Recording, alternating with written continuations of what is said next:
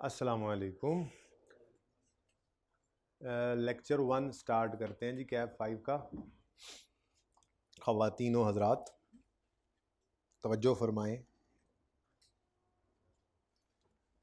ये हमारा सिलेबस है जी, तकरीबन आपको नज़र आ रहा है। इंटेंजिबल I38 इंशाल्लाह आज स्टार्ट करेंगे। तारुफ तो है ना एक दूसरे का, हमें ठीक है ना? हाँ बस काफ़ी है। बाकी IFRS 1037 बड़ा इंपॉर्टेंट स्टैंडर्ड है।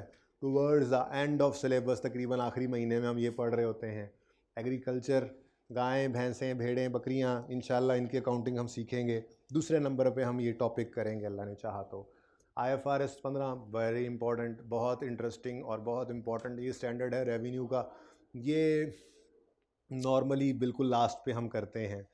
और फाइनेंशियल इंस्ट्रूमेंट्स आसान है आपके लेवल पे, जहाँ तक हमारा ये FAR 2 के अंदर है सिलेबस में, बहुत आसान है। और ये हम 3-4 टॉपिक्स के बाद कर लेते हैं, इंटरेस्टिंग है ये भी बड़ा topic.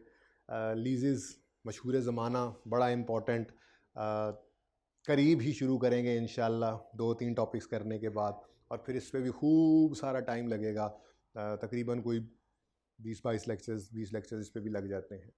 Foreign currency transaction sweetener है, बहुत छोटा सा, बड़ा प्यारा सा, बड़ा क्यूट सा एक स्टैंडर्ड।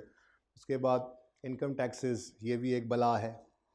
और ऑपरेटिंग सेगमेंट्स, डिफरेंट सेगमेंट्स होते हैं ऑर्गेनाइजेशन के, उनकी मतलब ये एक ऐसा स्टैंडर्ड है वाहिद जिसमें कोई डबल एंट्री नहीं होगी। बड़ा मज़े का स्टैंडर्ड है, डिस्क्लोजर्स के लिए ये स्टैंडर्ड है। फिर हमने फाइनेंशियल स्टेटमेंट्स में इनकम स्टेटमेंट, बैलेंस शीट बनानी है, नोट्स बनाने हैं, ये भी हम दोबारा से इंट्रो के बाद फिर से आ गया है ये फाइनेंशियल स्टेटमेंट्स दोबारा से, ठीक है। और फिर एथिक्स जो आपके अंदर माशाल्लाह बहुत हैं। इन्वेस्टमेंट इन एसोसिएट, और ये बेसिकली ये कि सारे को इकट्ठा कंसोलिडेशन कहा जाता है। मशहूर ज़माना ज़बरदस्त एक टॉपिक है, लाजमी इसमें से भी सवाल आता ही है। तो ये कुछ मोटे मोटे टॉपिक्स हैं। अगर आप इनकी वेटेज देखना चाहें, MCQs को छोड़ें फ़िलहाल, तो इन टॉपिक्स में से शॉर्ट क्वेश्चंस बनते हैं। जो मैंने आपको कहा IAS 41, वैसे ये थोड़ी सी इररेलेवेंट मुझे इसलिए भी लगती है बात, लेकिन थोड़ा सा ओवरव्यू देकर आगे चलना चाह रहा हूँ। क्योंकि अभी आपको क्या पता IAS 41 क्या है, तो मैं बता रहा हूँ। एग्रीकल्चर का स्टैंडर्ड है, गाय भैंसें बकरियों वाला जो कहा। IAS 21 फॉरेन करेंसी, जिसके बारे में भी लफ्ज़ बोला, स्वीटनर होता है। IFRS 8 मैंने कहा कोई डबल एंट्री नहीं, डिस्क्लोजर का स्टैंडर्ड है। Operating segments, IFRS 9 financial instruments, वैसे काफ़ी बड़ा स्टैंडर्ड है ये, लेकिन हमारे लेवल के ऊपर जितनी टेस्टिंग है अल्हम्दुलिल्लाह बहुत आसान है। उसके बाद एथिक्स जो आप में कूट कूट कर भरे हुए हैं, इनमें से नॉर्मली शॉर्ट क्वेश्चन बनता है।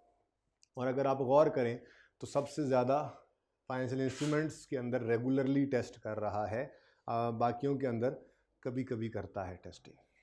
फिर आते हैं हम असल लड़ाई की तरफ। ये मैं इसलिए भी कह रहा हूँ कि आज हम जो शुरू करने जा रहे हैं वो है IAS 38, लेकिन स्टार्ट के अंदर ये लगता है IAS 16 का छोटा भाई, हम लेते हैं इसको इजी, जबकि इसकी टेस्टिंग देखें तो रेगुलरली हो रही है। पिछली 1-2-3 मैंने रिसेंट टाइम को भी इसमें नहीं डाला, अपडेट करके इंशाल्लाह फिर आपको दूंगा, इसीलिए आपको हैंडआउट आज नहीं दिया, ठीक है। इसको भी रिसेंट टाइम को भी बीच में डाल लेंगे, उसके बाद फिर आपको मैं ये प्रोवाइड कर दूंगा। तो आप ये अगर देखेंगे तो पिछली 7 अटैम्प्ट्स के अंदर IAS 38 3 तरह से पूछता है। बिल्कुल PPE जैसा नोट बनवा लेता है, बनाएंगे इंशाल्लाह। उसके बाद जर्नल एंट्रीज मांग लेता है, उसके बाद डिस्कशन भी मांग लेता है। बच्चे कहते हैं थ्योरेटिकल पेपर आ गया, थ्योरी आ गई। थ्योरी कुछ नहीं होती है, जो हमने पढ़ा होता है बस उसको थोड़ा अंग्रेजी में लिखना होता है, एक्सप्लेनेशन देनी होती है उसकी, ठीक है। तो एक इंपॉर्टेंट टॉपिक हम पढ़ने जा रहे हैं। बहरहाल ये वो टॉपिक्स हैं जिनमें से लॉन्ग क्वेश्चंस बन सकते हैं, बल्कि बनते हैं, जिसमें top of the line variant है हमारा कंसोलिडेशन, ठीक है जी।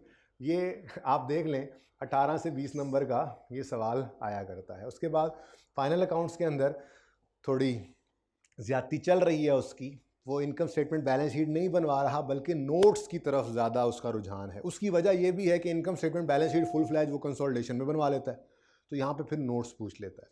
बहरहाल इसके भी दोनों तरह के सवाल हम करेंगे। IAS 12 रेगुलरली आ रहा है, IFRS 16 रेगुलरली आ रहा है, और लॉन्ग क्वेश्चंस हैं। IAS 38 अभी जैसे आपको बताया रेगुलरली टेस्ट हो रहा है।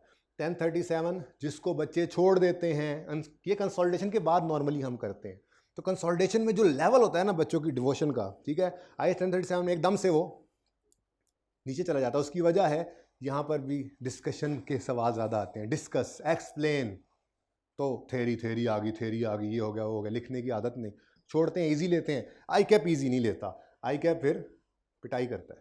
ये देखो 19 नंबर का भी एक दफ़ा आ गया। खैर, उसके बाद IFRS 15 है। आप कहेंगे देखिए इतना इंपॉर्टेंट नहीं है, इतना इंपॉर्टेंट नहीं है, ऐसी बात नहीं है। ये इस अटेम्प्ट तक FAR 1 में होता था, इसके बाद ये यहाँ पर ट्रांसफ़र हुआ है, इस वजह से ये यहाँ से ऑनवर्ड्स नज़र आ रहा है और यहाँ से ऑनवर्ड्स रेगुलरली आ भी रहा है, ठीक है। तो ये एक थोड़ा सा ओवरव्यू था। बाकी ये MCQs हैं, ठीक है, ये जब कंप्लीट हो जाएगा तो फिर आपके साथ मैं इसको शेयर कर दूंगा, चाहे आखिरी क्लास में भी कर दूं, उसका मसला नहीं है, हम साथ साथ इसको लेकर चलते रहेंगे। जो चैलेंजेस हमने फेस करने हैं इसमें, वो सबसे बड़ा चैलेंज ये है कि ये FAR 2 के अंदर बहुत सारी चीज़ें हैं छोटी छोटी, मुश्किल नहीं है, मुश्किल सिर्फ और सिर्फ है आपका खुद को स्केड्यूल करना, सेल्फ डिसिप्लिन, ये मुश्किल है। रोज़ का काम रोज़ करना और हफ्ते बाद उस सारे की रिवीजन करना, ये बहुत ज़रूरी होगा, वरना FAR 2 के अंदर गड़बड़ हो जाएगी। छुट्टी नहीं करनी, 2 घंटे की क्लास है, 2 घंटे, जिस दिन एक छुट्टी जो बच्चा करेगा वो 2 घंटे की क्लास नहीं छोड़ेगा, वो बहुत पीछे रह जाएगा, पीछे नहीं रहना आपने, ठीक है। खुद को रेगुलर करें, मुश्किल कुछ भी नहीं है। मैं आपको जैसे अर्ज कर रहा हूँ, छोटी छोटी चीज़ें हैं लेकिन बहुत ज़्यादा हैं। अब जैसे आप लीजेस कर रहे होंगे, आप कहेंगे जी हम तो लीजेस में चीते हैं, महीने बाद आप कहेंगे सर हमें तो कुछ आता ही नहीं, ठीक है ना। तो रोज़ का काम रोज़ कर रहे होंगे, वीकली उसको रिवाइज करेंगे, हर वीक के एंड पे आपने क्या करना है, उस पूरे वीक को क्विकली रिवाइज करना है। फिर आपके टेस्ट होते रहेंगे, वीकली टेस्ट तो हो ही रहे हैं, एक असेसमेंट आएगी, सारा सिलेबस आ जाएगा, फिर टर्म टेस्ट पहला आएगा, उसमें सारा सिलेबस आ जाएगा, फिर टर्म टेस्ट 2 आएगा, फिर उसके बाद मॉक। तो ये जो वीकली टेस्ट के अलावा जो बड़े पेपर्स होते हैं वो भी पोर्शंस के अंदर आपको तैयार कर रहे होते हैं, ठीक है ना। तो लेंथी बहुत है इसका सिलेबस, बहुत लेंथी है। पहले दिन से पढ़ाना शुरू कर रहे हैं, आपके सामने है, और आखिरी दिन तक पढ़ा रहे होंगे, और बस सलाम दुआ करके कभी थोड़ी बहुत बात हंसी की कर भी लें, ज़्यादा टाइम ही नहीं होता, ठीक है, कोई गुंजाइश नहीं है।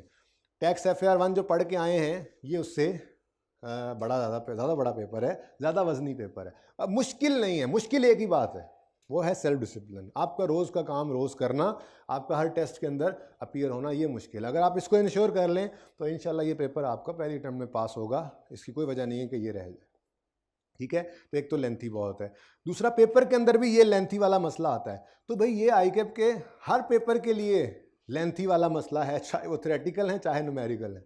अब थ्योरेटिकल की बात तो मैं नहीं कर रहा, मैं न्यूमेरिकल पेपर्स की बात कर रहा हूँ। मार्क्स इंटू 1.8 करना है और उसको कोशिश करनी है उसके अंदर पूरा करने की, और कोई सवाल फंस जाए तो उसको छोड़ के अगले पे जाना है, ठीक है ना। आप लोगों ने पेपर दिया है, आपको इसका अंदाज़ा होगा, और इंशाल्लाह रिजल्ट आने पे अंदाज़ा ज़्यादा बेहतर होगा कि कहीं पे फंसे भी थे किसी सवाल के अंदर, उसको छोड़ के आगे गए, दूसरा सवाल किया, जब उसको शुरू किया तो उसके अंदर पहले कुछ नंबर क्विकली आते चले गए, वो आसान नंबर होते हैं, ठीक है। तो कोशिश करनी है रेगुलर रहें, और पेपर की टेक्निक्स के ऊपर तो इंशाल्लाह हम बात करते ही रहेंगे। बाकी हमारी स्ट्रेस भी इसी हिसाब से होगी, आप देखेंगे कंसोलिडेशन में अगर इतनी ज़्यादा टेस्टिंग है तो कंसोलिडेशन पे हमारे भी 20-25 दिन लग जाएंगे, ठीक है, ऐसी बात तो नहीं है कि ऐसे ही हो जाएगा। तो ये IAS 12 है, IFRS 16 है, ये सब के ऊपर हमारा अच्छा खासा टाइम लगना है, और उसमें चीज़ें हैं भी ऐसे ही, लेकिन आप देख लें उसमें कहीं पे माफ़ी नहीं है, कहीं पे माफ़ी नहीं। रीसेंट टाइम के अंदर देखें कंसोलिडेशन देखते आए, IFRS 16, IAS 12, IAS 38 भी इवन बड़ा रेगुलर आ रहा है, IAS 1037 कोई माफ़ी नहीं है, IFRS 16 कोई माफ़ी नहीं है। तो इनके ऊपर टाइम भी लगाएंगे हम इंशाल्लाह, ठीक है। छोड़ना तो कुछ नहीं है, वो तो आपको पहले से ही पता है कि जो चीज़ छोड़ी जाती है वो पर्चे में लाजमी आती है।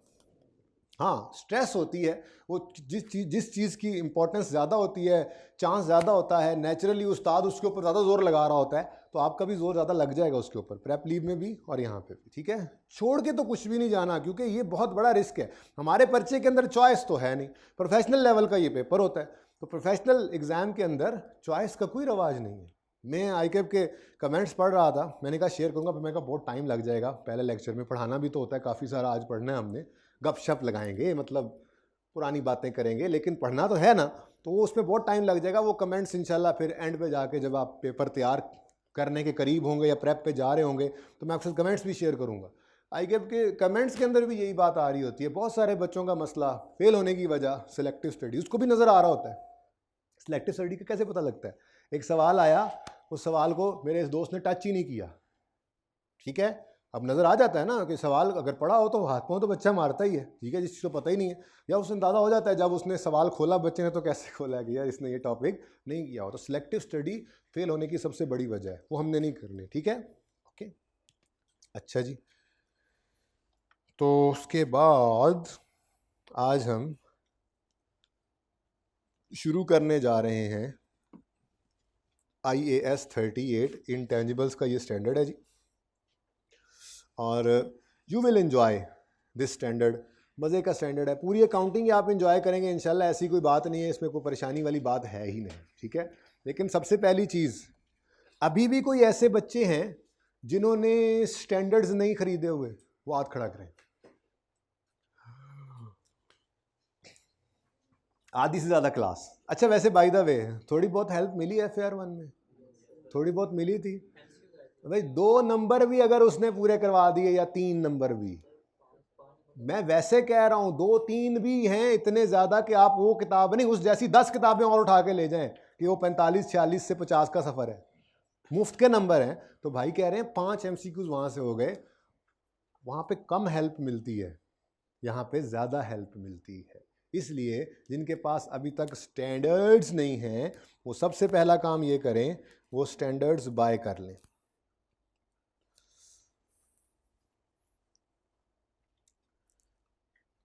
स्टैंडर्ड्स ही लिख देता हूँ, वैसे स्टैंडर्ड्स के बाहर लिखा IFRS ही होता है। अच्छा, अब ये स्टैंडर्ड्स हैं, 2 तरह के होते हैं, ICAP से आपको मिलेंगे, ऑनलाइन आपने ऑर्डर करने होते हैं पब्लिकेशंस में जाकर, ठीक है। कोई ऐसा मसला नहीं है कि रिसेंट ही लेना है, कोई ऐसा खास चेंज नहीं आया, कोई होता है उसका जज्बा नहीं होता आगे पढ़ने का, आप उससे स्टैंडर्ड मिल जाए आप वो यूज़ कर लें, या अगर आपका कोई बहन भाई कोई दोस्त जो है वो FAR1 का स्टूडेंट है तो मिल के भी लिया हुआ तो काम चल जाएगा, क्योंकि एक दिन तो दोनों पर्चे होते नहीं हैं। लेकिन जब कभी हमें ज़रूरत पड़ेगी, हम ज़्यादा यूज़ करते हैं तो ले आइएगा, उनको निशान भी लगाने होते हैं। बाकी एक सफ़े के ऊपर आपकी किताब के अंदर ही वो सफ़ा मौजूद है, लेकिन अभी मैं नहीं बता रहा उसका आपको, उस सफ़े के ऊपर इंपॉर्टेंट पैराज वैसे ही लिख दिए गए हैं, तो वो आप हाईलाइट कर भी सकते हैं, लेकिन आपको दिखाया भी जाएगा। लेकिन इस पेपर के अंदर आपको इनफैक्ट ये जो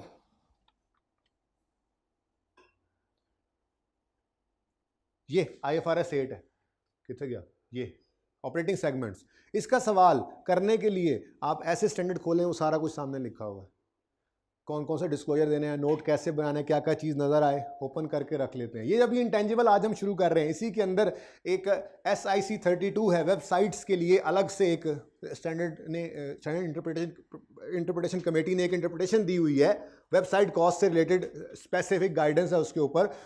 जब उससे रिलेटेड सवाल आता है, जो कि आता भी है, 2 से 3 बार आया भी हुआ है, तो एज इट इज़ आप स्टैंडर्ड खोलते हैं, उसके सामने वो सारी चीज़ें पड़ी होती हैं, उठाकर लिख लेते हैं आप, उससे ऐसी गाइडेंस मिलती है। IAS 1037 के अंदर एग्जाम्पल्स हम इस स्टैंडर्ड से करते हैं। IAS 1037 में कुछ चीज़ें, कुछ पैराज हेल्प करते हैं, मिल जाते हैं, बहुत सारे टॉपिक्स के अंदर इसी वजह से ऐसे हैं। बाकी हाँ ठीक है, ये हैं कि यहाँ पर हम बाकी स्टैंडर्ड्स के अंदर उसको एज सच कोई वहाँ से पढ़ नहीं रहे होंगे, इंपॉर्टेंट पैरास थोड़े बहुत निशान भी लगा लेंगे, लेकिन कुछ स्टैंडर्ड ऐसे हैं जो एज इट इज़ यहाँ से आपको ओपन होकर हेल्प दे जाते हैं। तो सबसे पहला काम क्या करने जा रहे हैं जी आप इंशाल्लाह आज? अब इसके अंदर ना मैं आपको बड़े स्टैंडर्ड्स के हिसाब से बताऊंगा, वैसे मैंने ना छोटे स्टैंडर्ड्स 1-2 बार देखे हैं, लेकिन फिर भी मुझे भूल जाता है। ICAP ने 2 तरह के स्टैंडर्ड्स दिए हुए हैं, कैब लेवल के लिए छोटे वाले हैं, आप बिल्कुल वो ले लें, कोई मसला नहीं है। बड़े वो लाल वाले जो होते हैं, आप वो सेट ले लें, कोई मसला नहीं। दोनों के अपने प्रॉस एंड कॉन्स हैं। वैसे तो आप FAR2 में आ गए, अगर अभी तक नहीं लिए तो बड़े वाले लें, इस उम्मीद पे लें कि इंशाल्लाह 6 महीने बाद आपने आगे होना है तो वही वाले यूज़ हो जाएंगे, फाइनल में भी यूज़ हो जाएंगे। वैसे तो सारी ज़िंदगी स्टैंडर्ड्स आपके साथ चलने, तो प्रॉस एंड कॉन्स दोनों के हैं। बड़ों का फ़ायदा ये है कि आगे भी चल जाएंगे, ठीक है, लेकिन एक नुकसान ये है कि अगर आपने थोड़ी देर कर दी और कोई चेंज होगा तो बाद में नए लेने भी पड़ सकते हैं, लेकिन जब बारी आएगी तब की तब देखी जाएगी। बहरहाल दोनों में से जो मर्जी ले ले, आपकी मर्जी है, पर ले ज़रूर ले, ठीक है। मैं आपको बड़े फुल स्टैंडर्ड्स के हिसाब से गाइडेंस दे रहा हूँ, छोटे जो लेंगे वो फिर स्पेसिफिकली मुझे मिल लीजिएगा, उनको भी गाइड कर दूंगा। 3 पार्ट्स हैं इसके अंदर, पार्ट ए जिसके अंदर फिर आगे 2 सब पार्ट्स हैं, A1 और A2। हमने FAR1 के अंदर आप सब ने IFRS कोई पढ़े थे? कोई IFRS IS पढ़े थे? शुक्र है कुछ तो पढ़ा था, मुझे पता है, वैसे मैं वैसे मजाक कर रहा था, आपको ज़रा याद दिला रहा था। तो आपके जो स्टैंडर्ड्स हैं इनके अंदर जो पार्ट A2 है इसमें आपको ISs मिलेंगे।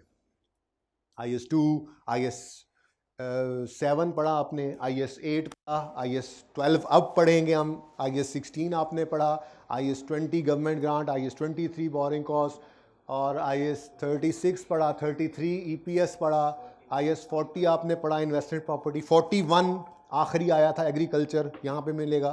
तो IASs जो हैं इंटरनेशनल अकाउंटिंग स्टैंडर्ड्स, ठीक है, वो आपको मिलेंगे पार्ट A2 के अंदर, और पार्ट A1 के अंदर आपको IFRS मिलेंगे, जो कि हमारे सिलेबस के अंदर 2 हैं, बेसिकली 2 नहीं ज़्यादा हैं, मतलब एक तो है IFRS 3 और 10, जो चूँकि वो कंसोलिडेशन प्रैक्टिकली हम करते हैं तो वो स्टैंडर्ड्स में आके फिर नहीं पढ़ते, उसकी थ्योरी जितनी पढ़नी होती है वो किताब से ही हम पढ़ लेते हैं, ठीक है। फिर उसके अलावा IFRS 15 है, रेवेन्यू का स्टैंडर्ड, IFRS 16 है, लीजेज, तो ये स्टैंडर्ड्स भी हमारे सिलेबस में हैं।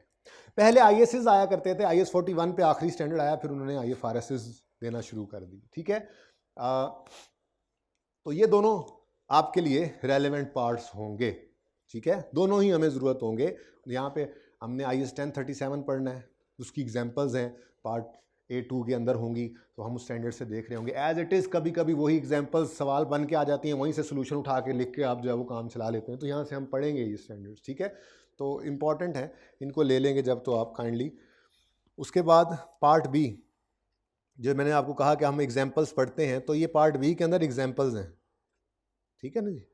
IS 1037 की एग्जांपल्स पार्ट B के अंदर से हम पढ़ेंगे। और एक होता है पार्ट C, जिसको मैंने आपको FAR 1 में भी अपने बच्चों को कहा था, आपको उस्तादों ने कहा होगा, वो बात अभी भी वही है कि इसको आपने कहीं साइड पे करके रख देना है, इसको यूज़ नहीं करना। बेसिकली इसके अंदर ना बेसिस ऑफ कंक्लूजन के पैराज होते हैं, कभी कभी हम लोगों को पढ़ना पड़ जाता है कि आप लोगों को वो कभी कभी ना कोई बात ऊँट में रिक्शा बिठाने वाली जो होती है, तो आप समझ नहीं होते, तो फिर बता दिया जाता है कि जी ये बहस मुबाहिसा किया अकाउंटेंट्स ने और इस चीज़ का बेसिस ऑफ कंक्लूजन असल में ये है, तो बस वही होता है, ठीक है। तो सबसे पहला काम आपने क्या करना है जी, ठीक है जी, चलिए जी, दूसरा काम ये करना है कि आज से हमने पढ़ाई शुरू करनी है, ठीक है। और हम पढ़ने जा रहे हैं IAS 38 इंटेंजिबल का स्टैंडर्ड्स, इंटेंजिबल एसेट। वैसे एसेट्स से रिलेटेड कोई स्टैंडर्ड पढ़ा है आपने पहले कभी? IS 2 पढ़ा, इन्वेंट्रीज, अच्छा जी। उसके बाद IS 16 पढ़ा है आपने, प्रॉपर्टी प्लांट एंड इक्विपमेंट। आज पढ़ने जा रहे हैं IS 38 इनटांगिबल्स, इनटांगिबल्स। आपने पढ़ रखा है IS 40 इन्वेस्टमेंट प्रॉपर्टी। आप इंशाल्लाह पढ़ने लगे हैं 41 एग्रीकल्चर, एग्रीकल्चर, अंग्रेजी भूल तो नहीं गए, याद है ना? अच्छा, क्या लें, ठीक हो जी। उसके बाद हम इंशाल्लाह IFRS 9 पढ़ेंगे। फाइनेंशियल इंस्ट्रूमेंट्स के अंदर फाइनेंशियल एसेट्स चूंकि होते हैं, तो फाइनेंशियल एसेट भी एक एसेट, मैं ये एसेट्स की एक लिस्ट बना रहा हूँ जी, और कुछ भी नहीं, ठीक है। फाइनेंशियल इंस्ट्रूमेंट्स का ये स्टैंडर्ड है। फाइनेंशियल इंस्ट्रूमेंट लिख दूँ या फाइनेंशियल इंस्ट्रूमेंट ही लिख देता हूँ? वैसे फाइनेंशियल एसेट लिखता तो ज़्यादा अच्छा होता कि एसेट्स की लिस्ट चल रही है, चलो वही लिख देता हूँ, जब पहुँचेंगे तो पता लग जाएगा। फाइनेंशियल इंस्ट्रूमेंट्स में से एक इंस्ट्रूमेंट फाइनेंशियल एसेट होता है, ठीक है। उसके बाद ये लीजेस का स्टैंडर्ड बहुत जल्द इंशाल्लाह हम शुरू करेंगे, बहुत जल्द आ रहा है आपके शहर में लीजेस। उसके अंदर जो लीज एसेट होता है उसका नाम राइट ऑफ यूज़ इस स्टैंडर्ड ने रखा हुआ है, राइट ऑफ यूज़। पर छोड़ो, चलो पूरा ही लिख देता हूँ। तो बच्चों किसी भी फाइनेंशियल स्टेटमेंट्स के अंदर अगर मैं इसको छुपा दूँ ना, तो किसी भी फाइनेंशियल स्टेटमेंट्स के अंदर ये सारे के सारे जो आपको नज़र आ रहे हैं, वैसे तो ये भी एसेट है बेचारा, वैसे मैंने छुपा दिया, ये बाकी सारे के सारे आपको नॉन करंट एसेट्स में नज़र आएंगे, नॉन करंट एसेट्स में नज़र आएंगे। क्यों ना चेक कर लिया जाए, पिछले सेशन में कोई फाइनेंशियल स्टेटमेंट्स, उससे पिछले में कोई सामने आ जाती, कोई तो आ जाती सामने, नेस्ले की आ गई है।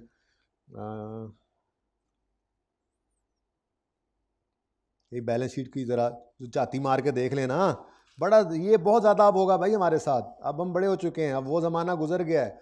अब तो हम ये नोट्स खुद बनाएंगे जो इन फाइनेंशियल स्टेटमेंट्स में आपको नज़र आ रहे हैं। थोड़ा बहुत तो आप इसको देखते आए। FAR 1 के अंदर भी PPE का नोट बनाया आपने, इन्वेस्टमेंट प्रॉपर्टी का नोट बनाया आपने, EPS के डिस्क्लोजर्स बनाए, यहाँ से देखा आपने, ठीक है। लेकिन जो रही सही कसर थी वो यहाँ पे निकल जाएगी। ये जो अंग्रेजियाँ लिखी हुई हैं ये भी आपको लिखना आ जाएंगी। और बहुत सारे डिस्क्लोजर्स जो हैं वो हम अब बनाना सीखेंगे। कंपनीज एक्ट के डिस्क्लोजर्स हमारे ऊपर एप्लीकेबल हैं, फाइनल अकाउंट्स के अंदर पूछ ही वो यही रहा है। तो बहरहाल लेकिन बहुत इंटरेस्टिंग है, मैं आपको बता रहा हूँ FAR 2 बहुत इंटरेस्टिंग है। आपको कभी भी लेक्चर में ये नहीं लगेगा कि जो पढ़ा है हमें समझ नहीं आया, ये बता रहा हूँ मैं। लेकिन थोड़े अरसे बाद लगेगा कि कुछ नहीं आता। उसकी वजह छोटी चीज़ें ज़्यादा, तो उसका हल बताया आपको, ठीक है ना। अल्लाह ने चाहा तो, उम्मीद तो यही है, बाकी बड़ा बोल तो नहीं होता, लेकिन उम्मीद की बेस पे कह रहा हूँ कि उम्मीद यही है कि किसी लेक्चर में आपको ये नहीं लगेगा कि हमें समझ नहीं आया कि क्या पढ़ा हमने, ठीक है। तो दानिश ने छुट्टी कर लेनी 2 दिन बाद, तीसरे दिन आएगा छुट्टी करने के बाद, 2 दिन बाद तीसरे दिन छुट्टी करेगा, चौथे दिन जब आएगा तो क्या समझ आएगी बताओ। कड़ियों से कड़ियाँ मिली होती हैं, छुट्टी नहीं करनी है आपने। आप लोगों की क्लास इसीलिए दूसरे नंबर पर रखी है कि आप लोग हो चुके होते हैं डीट। 7:15 वाली क्लास में पता नहीं आए या ना आए, तो CMA वाले तो नए नए आए हैं, वो आ जाएंगे। चलो जी, पहुंच गए, हम पहुंच गए, बहुत करीब है बैलेंस शीट। और ये बैलेंस शीट हमें नजर आई यार, इसमें तो कुछ है ही नहीं, सिर्फ 2 PPE और इंटेंजिबल। मज़ा नहीं आया। ये पैकेजेस है, शायद इसमें कुछ मिल जाए हमें। जल्दी करें, बहुत ज़्यादा पढ़ना है आज। ये ऐसे परेशान होंगे ना, देखें इन बहुत सारे डिस्क्लोजर ऐसे होंगे जो आप बनाने के काबिल होंगे इंशाल्लाह जब आप ये सिलेबस पूरा करेंगे, क्योंकि इसके बाद आपने बच्चों जाना है फील्ड के अंदर। तो यही फाइनेंशियल स्टेटमेंट्स होंगी, इन्हीं का आपने ऑडिट करना है, इन्हीं को देख के बताना है आपने कि स्टैंडर्ड्स के मुताबिक डिस्क्लोजर्स और कंपनीज एक्ट के मुताबिक डिस्क्लोजर इनमें है या नहीं है। तो अब आप बड़े होने जा रहे हैं, आपकी इज्जत बनाएगा ये सब्जेक्ट जब आप जाएंगे फॉर्म में, ठीक है ना। पता होगा अच्छा यार काम वाला बंदा है, काम आता है इसको, माशाल्लाह समझ है इसको सारी। फिलहाल तो इस बंदे को यो नहीं मिल रहा, बैलेंस शीट नहीं मिल रही।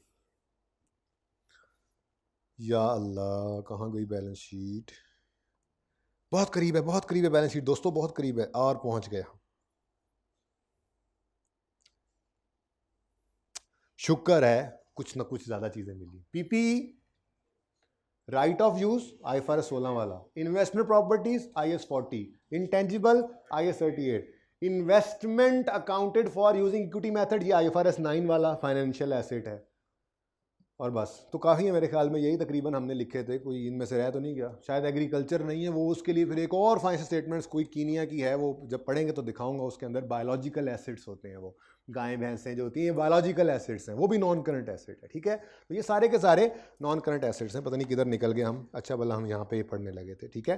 तो इनमें से आज हम पढ़ने जा रहे हैं IAS 38 इंटेंजिबल एसेट्स, ठीक है। इंटेंजिबल एसेट होता क्या है वो बाद में पढ़ते हैं, फिलहाल एसेट होता है एक। फिलहाल क्या होता है, मतलब हम ऐसे पढ़ेंगे इसको कि ऐसे लगेगा वो हो IAS 16 ही पढ़ रहे थे, एकदम से लगा नहीं अच्छा IAS 16 नहीं था, IAS 38 पढ़ रहे थे, ठीक है ना। तो इंटेंजिबल की डेफिनेशन की तरफ बाद में आते हैं। एक अहम बात तो मैं करना ही भूल गया, किताब आपने ले ली है, कितने बच्चों ने किताब ले ली है? बाकी आज लाजमी ले लीजिएगा, कल मैंने हैंड आउट क्यों नहीं देना, ठीक है ना। उसमें एक अलग ये एक एफर्ट होती है, अब वो जाके मुझे ढूंढना पड़ा, उसमें से ये पढ़ाना है ये पढ़ाना है। अब ये पूरा सफ़ा नहीं है आपकी किताब का, वैसे तो मतलब ये एक टेबल के अंदर चीज़ें पूरी आई हैं, ये एक टेबल है जिसमें से मैंने 2-4 चीज़ें निकाल के सिर्फ यहाँ पे डाल ली हैं, ठीक है, जो पढ़ा सका आज। और पूरा चैप्टर पूरा अगर आप थ्योरी देखेंगे तो बहुत सारी चीज़ें और भी हैं जो हमने ऐसे डेली बेस पे पढ़नी होती हैं। तो बुक अवेलेबल है FAR 2 का वॉल्यूम 1, आप लोगों ने काइंडली ये ले लेनी है, ठीक है, ताकि फिर कल से मैं यहाँ से ही पढ़ा रहा हूँगा, फिर हैंड आउट मुझे देने की ज़रूरत नहीं पड़ेगी। स्टिल इसके अलावा कोई चीज़ होगी तो उसके लिए फिर मैं आपको हैंड आउट प्रोवाइड कर दिया करूँगा, ठीक है। हाँ, हफ्ते 10 दिन बाद, महीने बाद ऐसा होता है ना, एक दफ़ा हैंडआउट्स इकट्ठे भी रखवा दिए जाएंगे अगर कोई तरतीब देखना चाहे तो, वरना एंड पे तो सारे हैंडआउट्स आपको मिल ही जाएंगे तरतीब से कि किस टॉपिक में किस तरतीब से हमने क्या किया था। लेकिन आपके पास बुक होनी चाहिए और अपना रजिस्टर, अपना बॉल पॉइंट हो, ताकि आप कल से इसको फ्लुएंटली पढ़ सकें। माफ़ी तो आज भी नहीं है, पढ़ेंगे तो हम आज भी सारे का सारा, लेकिन आज मैंने आपके लिए हैंडआउट बना दिया, ठीक है। तो सबसे पहली चीज़ आज हम पढ़ने जा रहे हैं, अगर हम इंटेंजिबल को क्या करें, परचेज करें, जैसे टेंजिबल को परचेज करते थे बिल्कुल वैसा ही है ये, ठीक है। तो परचेज सेपरेटली या सेपरेट एक्विजिशन, ये सेपरेट इसलिए कह रहे हैं कि हम कंसोलिडेशन में जाकर पढ़ेंगे कि हम जब किसी बिजनेस को एक्वायर करते हैं ना, तो उसके साथ में कुछ इंटेंजिबल्स ही हमारे पास आ जाते हैं, तो वो बिजनेस कम्बिनेशन वाले वो अलग चीज़ है, उसकी अलग अकाउंटिंग हम देखेंगे। फिलहाल एक आम एसेट जैसे हम इंट्रो के अंदर FAR 1 के अंदर पढ़ते आ रहे हैं, बिल्कुल वैसे ही समझिएगा। यूँ ना समझिए कि इंटेंजिबल की बात हो रही है, यूँ समझिए कि जैसे हम IAS 16 में पढ़ते थे ना, बस वही बात हो रही है। चेक करना, बातें बिल्कुल वैसी हैं। तो आप कब किसी इंटेंजिबल को रिकॉर्ड करते हैं, सॉरी इंटेंजिबल गलत बोला, आप कब किसी एसेट को रिकॉर्ड करते हैं, जब वो आपके कंट्रोल में हो और फ्यूचर इकोनॉमिक बेनिफिट्स प्रोबेबल हो, ठीक है। तो बेसिकली रिकग्निशन क्राइटेरिया जब मीट कर जाता है कोई भी एसेट, तो हम उसे फाइनेंशियल स्टेटमेंट में रिकॉर्ड कर लेते हैं। अब पैरा 25 में क्या कह रहे हैं, normally the price an entity pays to acquire separately an intangible will reflect expectations about probability that expected future economic benefits in the asset will flow to entity, therefore probability recognition criteria is always considered to be satisfied for separately acquired। बस वो ये कह रहा है कि जब recognition criteria meet कर जाए, ठीक है, तो फिर आप इंटेंजिबल को रिकॉर्ड कर लो, ठीक है। और recognition criteria क्या होता है कि बस आपको प्रोबेबिलिटी हो कि फ्यूचर इकोनॉमिक बेनिफिट्स जो हैं वो एंटिटी को मिलेंगे, ठीक है ना। बहरहाल असल इंपॉर्टेंट बात तो यहाँ से शुरू होती है कि आपके इंटेंजिबल की कॉस्ट में क्या क्या शामिल होना चाहिए। तो भाई आपके इंटेंजिबल की कॉस्ट में उसकी परचेज प्राइस होगी, लेस एनी ट्रेड डिस्काउंट वगैरह, और सारी डायरेक्टली एट्रीब्यूटेबल कॉस्ट उसमें ऐड कर देंगे। मिलते जुलते स्टैंडर्ड्स है ना सारे, IAS 16, IAS 38, IAS 40, और बस एग्रीकल्चर में थोड़ा सा जाकर डिफरेंट होगा है, तो वो भी एसिड, तो बस मिलती जुलती बातें होती हैं। IAS 2 परेशान हो ना, उल्टा आसानी होती है, परेशान होने की बात नहीं होती है, ठीक है। Cost of separately acquired intangible can usually be measured reliable, तो ये तो खैर रिकग्निशन क्राइटेरिया है ना, जो बचपन से आप पढ़ते आ रहे हैं। फ्यूचर इकोनॉमिक बेनिफिट्स इतना ज़्यादा हाईलाइट करने की वजह सिर्फ मैं इतना बोल रहा हूँ, ये एक फ्यूचर इकोनॉमिक बेनिफिट्स प्रोबेबल हैं और कॉस्ट मेजर्ड रिलायबली है। तो ये दो क्राइटेरिया नॉर्मली जो होते हैं, ये रिकग्निशन क्राइटेरिया जब ये मीट कर जाएँ तो आप किसी भी एसेट को रिकॉर्ड कर लेते हैं। वो टेंजिबल था तब भी यही करते थे, वो आज इंटेंजिबल है तब भी यही कर रहे हैं, ठीक है। अब जब ये डिसाइड हो जाता है, इनिशियल रिकग्निशन क्या है, कब रिकॉर्ड करें, स्टैंडर्ड ने कहा जब फ्यूचर बेनिफिट्स प्रोबेबल हो और कॉस्ट रिलायबली मेजरेबल हो। तो कहते हैं रिकग्निशन क्राइटेरिया मीट हो गया, एसेट को रिकॉर्ड कर लो, ठीक है। अब जब ये शर्त पूरी हो गई कि रिकॉर्ड कर लें, तो फिर अगला मसला आन खड़ा होता है, रिकॉर्ड किस पर करें, यानी इनिशियल मेजरमेंट। तो पहली बात क्या की हमने, इनिशियल रिकग्निशन। नंबर 1 क्या था, इनिशियल रिकग्निशन। कब रिकॉर्ड करें, वही वाली बातें, IAS 16 ऐसे लग रहा है दोबारा चल पड़ा है, ठीक है। कब रिकॉर्ड करें, जब दो शर्तें पूरी हो जाए, कॉस्ट रिलायबली मेजरेबल हो, फ्यूचर बेनिफिट्स प्रोबेबल हो, रिकॉर्ड कर लो। नंबर 2, जब ये फैसला हो गया कि रिकॉर्ड कर लें जी, इजाज़त है, तो फिर अगला मसला क्या आया, कितने पर रिकॉर्ड करें, इनिशियल मेजरमेंट किस पे करें। तो भाई इनिशियल मेजरमेंट पहले की तरह आज भी इंग्लिश सबसे आगे, एट कॉस्ट, ठीक है जी। इनिशियल मेजरमेंट आज भी किस पे होगी, एट कॉस्ट, और कॉस्ट वही है जो पहले होती थी। टेंजिबल के केस में जो कॉस्ट थी ना, आज इंटेंजिबल एसिड खरीदने जा रहे हैं ना भाई, टेंजिबल खरीदा था तो भी वही purchase price less trade discount rebates वगैरह plus all directly attributable cost. Intangible खरीदने जा रहे हैं तब भी यही कॉस्ट, ठीक है। चेक करते हैं वो क्या लिखते हैं।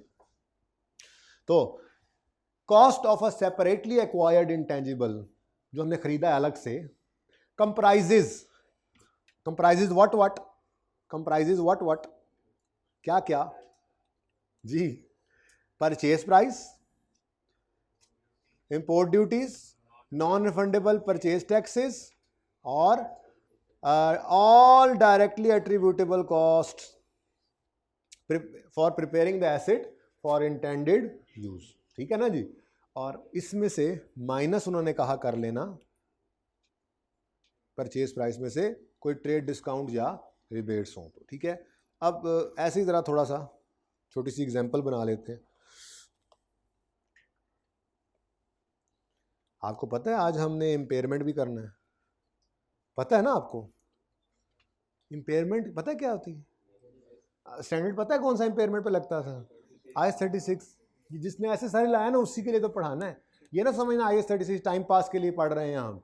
भाई IS 38 के अंदर जैसे टेंजिबल एसेट भी इम्पेयरमेंट लगती थी, उसका स्टैंडर्ड लगता था, बिल्कुल वैसे इंटेंजिबल पे भी लगता है। तो हमें रिवाइज करना ही पड़ेगा, कोशिश करेंगे जल्द अज जल्द उस पर पहुँचें। पहले ये थोड़ी सी थ्योरी पढ़ें, जब थ्योरी थोड़ा बोर हो जाएंगे ना तो थोड़ी सी थ्योरी फिर बाद में पढ़ लेंगे। ठीक है, ओके। कोशिश मैं करूँगा कि फिगर साथ साथ चलें थ्योरी के। कोई इंटेंजिबल का नाम ही ले लो। अब अच्छा तो नहीं लगता कि टेंजिबल की बात ही करते जाएं। बताओ। सॉफ्टवेयर, पहला हाथी सॉफ्टवेयर। हार्डवेयर नहीं होता, नरम वाला सॉफ्टवेयर नरम वेयर। बस ना एक काफ़ी है ना। आप ये सारे ही आप डिफरेंट एग्जांपल्स बता रहे हैं ना। लाइसेंस है, और क्या बोला आपने? पेटेंट है, सॉफ्टवेयर है, कॉपीराइट है, गुडविल है, ये सारे ही आप कैटेगरीज बता रहे हैं। बस मुझे एक बता दिया काफ़ी है। इसकी मैं कोई दो चार चीज़ें, परचेज प्राइस मिसाल के तौर पे इसकी 150 रुपये है। ठीक है जी।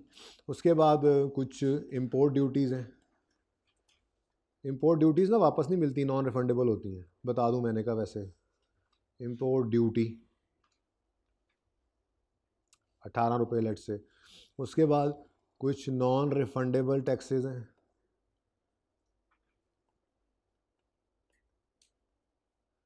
उसके बाद कुछ रिफंडेबल टैक्सेस हैं।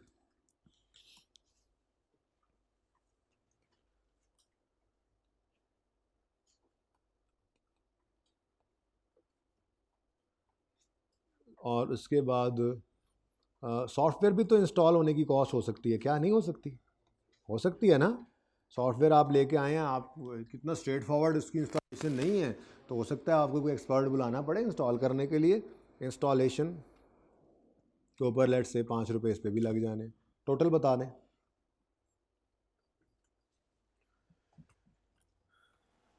जी, टोटल फरमा दें।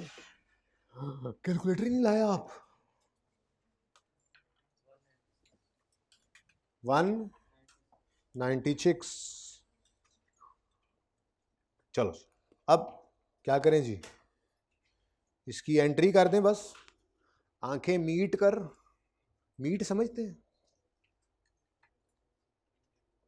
जी, आंखें बंद करके कर दें इसकी एंट्री। 196 से एंट्री पास होगी। इंटेंजिबल डेबिट क्या नहीं हो सकता?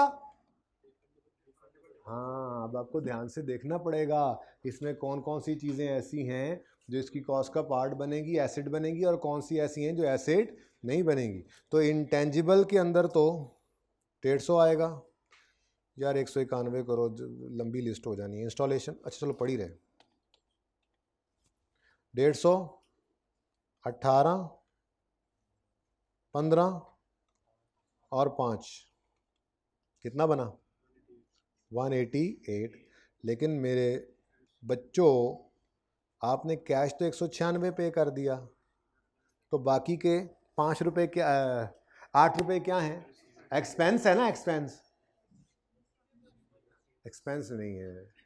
टैक्स वाले कह रहे हैं वाह वाह, आपने इतना ज़बरदस्त सॉफ्टवेयर ख़रीदा है, आपको ये 8 रुपये का टैक्स जो है हम रिफ़ंड कर देंगे। तो ये रिफंडेबल है, एडजस्टेबल है, तो इसको रिसीवेबल कह लें।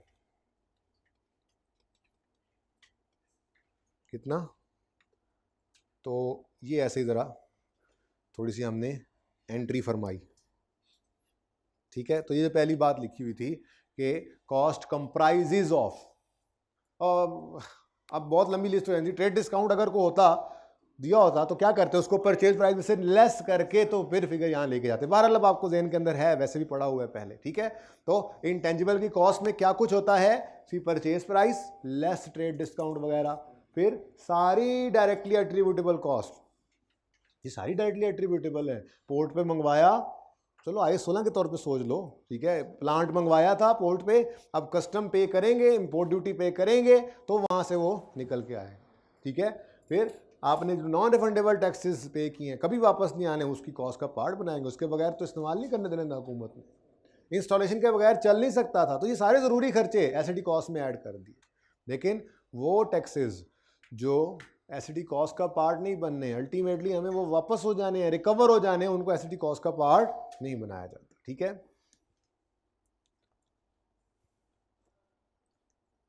चले आगे, ये फिर हो गया जी पहला पॉइंट। कॉस्ट क्या है, purchase price, import duties and non refundable taxes after dating trade discount and any directly attributable cost of preparing acid for its intended use. छोटी सी एग्जांपल से किया, नीनो आ रही है भाई,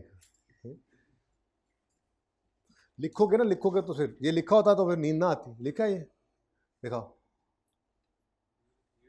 हाँ तो नींद तभी आई, ठीक है।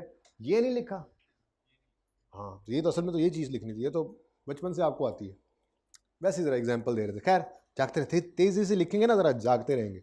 ओके, एग्जाम्पल्स क्या हैं जी, डायरेक्टली एट्रीब्यूटेबल कॉस्ट की एग्जाम्पल्स क्या हैं। Cost of employ benefits arising directly from bringing the asset to its working condition. अभी अभी जो मैंने बोला, इंस्टॉलेशन कॉस्ट, इंस्टॉलेशन करने के ऊपर, इंस्टॉलेशन करने के cost of employ benefits arising directly from bringing the asset in working condition. आपने उसको इंस्टॉल करना था या आपने उसको लेकर आना था, तो आपने जिससे ये हेल्प ली, ये काम लिया, उसको कुछ भी पे किया है, वो क्या है, डायरेक्टली एट्रीब्यूटेबल कॉस्ट की एग्जांपल है। Professional fees arising directly from bringing the asset to its working, आपसे ना हो पाएगा, आपने कंसल्टेंट को बुला लिया, आपने कहा भाई ये तो कोई अजीब सा सॉफ्टवेयर है, हमें तो किसी को समझ ही नहीं आ रही है, अपने एक्सपर्ट को भेजे वो हमें इंस्टॉल कर दे। उन्होंने कहा जी एक्सपर्ट तो आएगा तो फिर थोड़ा चाय पानी देना पड़ेगा उन्होंने, ठीक है जी। तो वो चाय पानी का बंदोबस्त जो करना पड़ेगा, वो चाय पानी भी क्या है, डायरेक्टली एट्रीब्यूटेबल कॉस्ट है, क्योंकि वो भी ज़रूरी है उस एसेट को इंटेंडेड कंडीशन या लोकेशन में लाने के लिए। कंडीशन जैसे हम चाह रहे हैं वो चलने लग जाए, चलने तक के लिए खर्चे सारे उसको ऐड करेंगे। Cost of testing whether asset is functioning properly, test run cost. अच्छा, नॉर्मली ना भाई ऐसा होता नहीं है कि इतने लेट आप आएँ और फिर आप कहें कि जी पर्चा भी मैंने पास करना है, तो नॉर्मली ऐसा नहीं होता, ठीक है। कल से टाइम पे आएंगे ना, तशरीफ रखें। हाँ मैं ये कह रहा था असल में तो कि नॉर्मली ऐसा होता नहीं है, बीच में भाई आ गए, नॉर्मली ऐसा होता नहीं है कि आपने कोई इंटेंजिबल टेस्ट रन किया हो और उससे कोई सैंपल्स प्रोड्यूस हो गए हों। इसीलिए स्टैंडर्ड ने शायद यहाँ पर टेस्ट रन की कॉस्ट का जिक्र तो किया है, लेकिन उससे आने वाली प्रोसीड्स को बेचकर जो पैसे आते हैं, पर मतलब उससे आने वाली प्रोसीड्स हैं उस आउटपुट से, उसको नेट करने की बात यहाँ पर नहीं की। लेकिन आप इसको कंप्लीटली राइट ऑफ तो नहीं कर सकते ना। जैसे मिसाल के तौर पे आप एक बेवरेजेस कंपनी है, बोतलें बनाने वाली कंपनी है, और आपने कोका कोला के बाद करेला कोला का फार्मूला बनाया। अब ये करेला कोला फार्मूला जो है ये भी एक इंटेंजिबल है, ठीक है। आपने करेला कोला बनाकर प्रोडक्शन डिपार्टमेंट को दे दिया कि लें जी आप इससे अब करेले कोले बनाएं, प्रोडक्शन स्टार्ट कर दें, ठीक है। तो सॉरी बनाने की बात बाद में करते हैं, वो तो इधर जाके करेंगे, फिलहाल टेस्टिंग कर रहे हैं कि सही बनता है या नहीं बनता। अब करेला कोला जो आपने तजर्बाती तौर पे बनाई, ठीक है, वो आपने इनको भी चखाई, इनको भी चखाई, उनको भी चखाई, जो भाई लेट आए उनको तो पूरे बोतल पे लाई, उनको तो लेट आने की वजह से, ठीक है।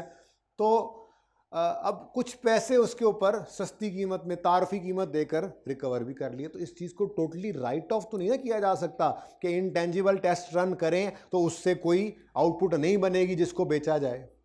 तो चूंकि वैसे नॉर्मली इसकी रूटीन में आपको आदत होती नहीं है, इसलिए आप अगर आप कहो तो मैं प्लांट की ही एग्जांपल ले लेता हूँ। जो अगर नहीं कहते तो कोई बात नहीं, मैं आपको इंटेंजिबल का लफ्ज़ ही लिखकर ये एग्जांपल बता दूँ। बोलो, वैसे तो टेंजिबल से समझ के इंटेंजिबल पे अप्लाई भी किया जा सकता है, फ़र्क तो कोई नहीं है, लेकिन चलो ठीक है। एग्जांपल 2 आज का दूसरा छोटा सा कॉन्सेप्ट क्या है कि हमने एक, मैं I38 में रहता हूँ, हमने एक फार्मूला डेवलप किया, एडेसी साइंसदान,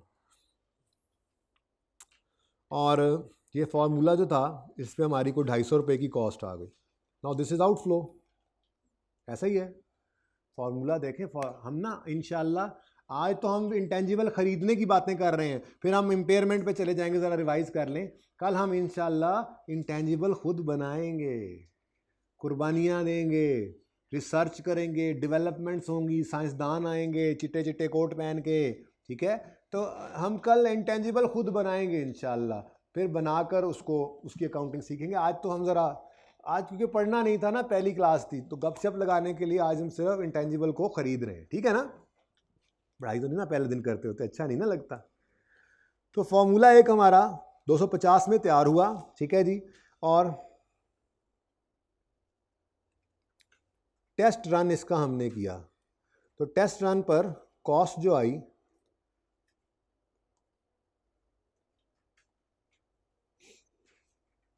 वो 55 रुपये आई। Now this is also an outflow, मानते हो? और बोलो। लेकिन ये जो फार्मूला था, ये कद्दू कोला का, करेला कोला ज़रा कड़वा ज़्यादा लग रहा था, ठीक है। तो इससे जो ये बोतलें हमारी तैयार हुई, हमने वैसे बोतल आजकल कितने की मिल रही है, वो कोक की कितने की? नहीं छोटी वाली 60 रुपये की। तो हमने कहा चलो जी, तारुफी कीमत है, कद्दू कोला नया आया है, इसको जो है वो हम 15 रुपये के अंदर लॉन्च करते हैं। ज़रा लोग चख भी लेंगे, फीडबैक भी मिल जाएगा और टेस्ट भी हो जाएगी बोतल की, कुछ होता तो नहीं उन्होंने। तो खैर, टेस्ट रन कॉस्ट से जो हमारी आउटपुट सैंपल्स जो बने उनको हमने बेचा, तो सेल प्रोसीड्स आई।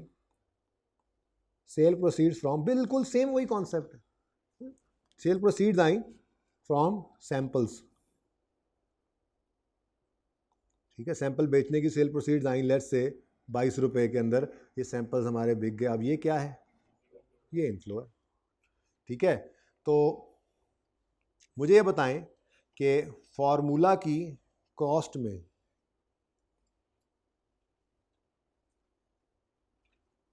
जो फॉर्मूला की आप कॉस्ट निकालेंगे वो कैसे निकालेंगे? फॉर्मूला की कॉस्ट के अंदर फॉर्मूला की कॉस्ट अपनी आएगी। क्या है ये? नहीं, क्या है ये? आउटफ्लो, खर्चा हुआ, ठीक है। उसके बाद टेस्ट रन कॉस्ट भी आनी है, ठीक है। अब टेस्ट रन कॉस्ट हुई थी 55 की, लेकिन 22 रुपये हमें रिकवर हो गए उस टेस्ट रन की कॉस्ट में जो सैंपल्स बने उससे, ठीक है। तो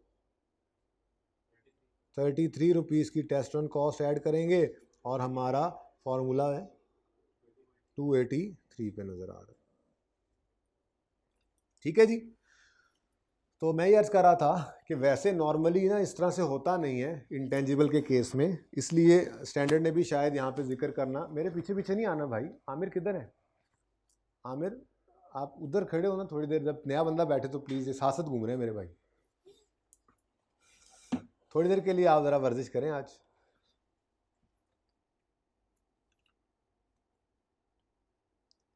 मैं फौजी ट्रेन करता हूँ, तुसी फौजी बदल देंदे हो मेरे। तो समझ आई है, इंटेंजिबल के केस में नॉर्मली ऐसा होता नहीं है, लेकिन अगर हो जाए तो बिल्कुल वैसा ही कॉन्सेप्ट है जैसा टेंजिबल के लिए आपने सीख रखा था। राइट ऑफ तो नहीं कर सकते, तो पर्चे के अंदर अगर इस तरह से आ जाए तो ऐसे ही आपने इसको कर देना, ठीक है। तो ये हमने जनाबे वाला दूसरी बात भी कर ली।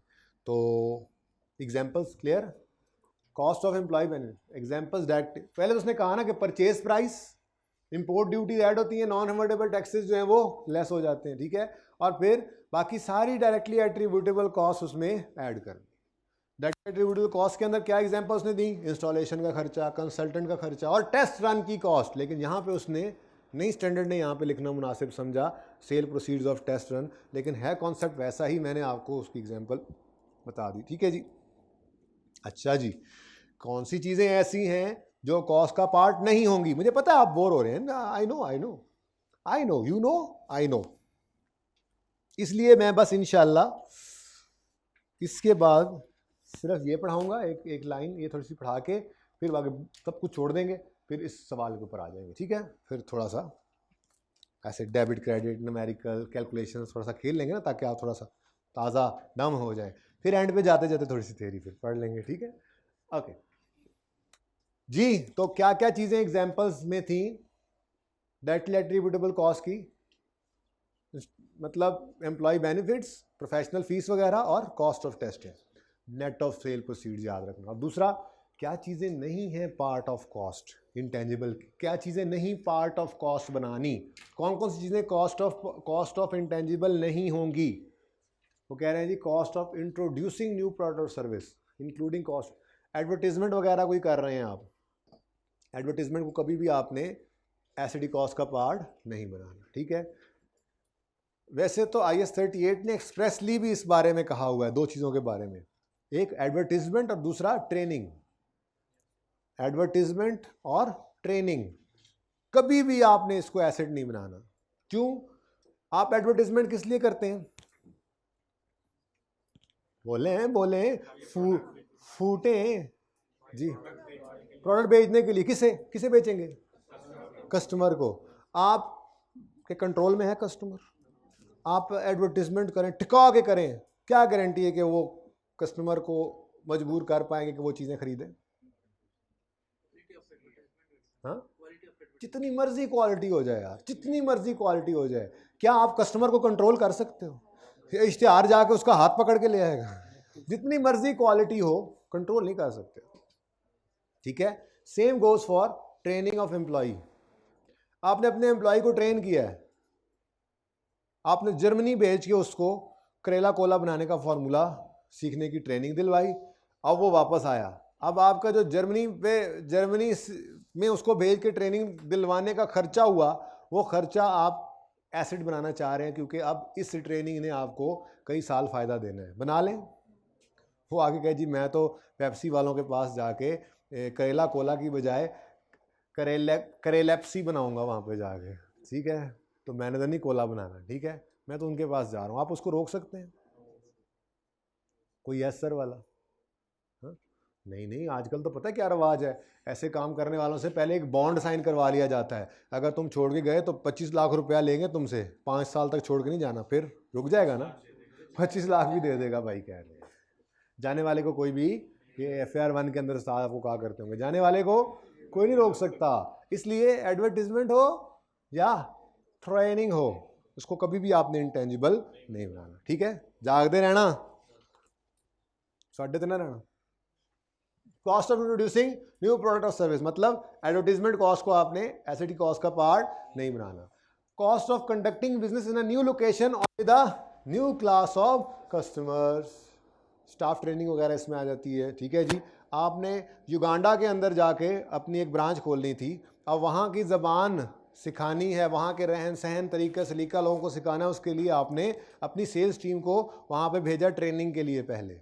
अब ये ट्रेनिंग कॉस्ट किस लिए है? क्योंकि आप बिजनेस कंडक्ट करने जा रहे हैं एक नई लोकेशन या नए क्लास ऑफ कस्टमर के साथ, ठीक है। तो ये क्या है? स्टाफ ट्रेनिंग है, इसको आपने कभी भी कैपिटलाइज नहीं, एसिडी कॉस्ट का पार्ट नहीं है, ठीक है।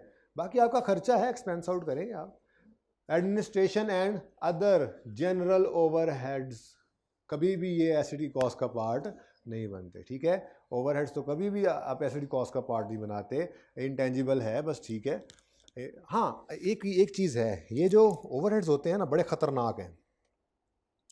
अगर ये ओवरहेड्स जो हैं, अगर ये कभी खुदा ना खास्ता ऐसे हो गए ना,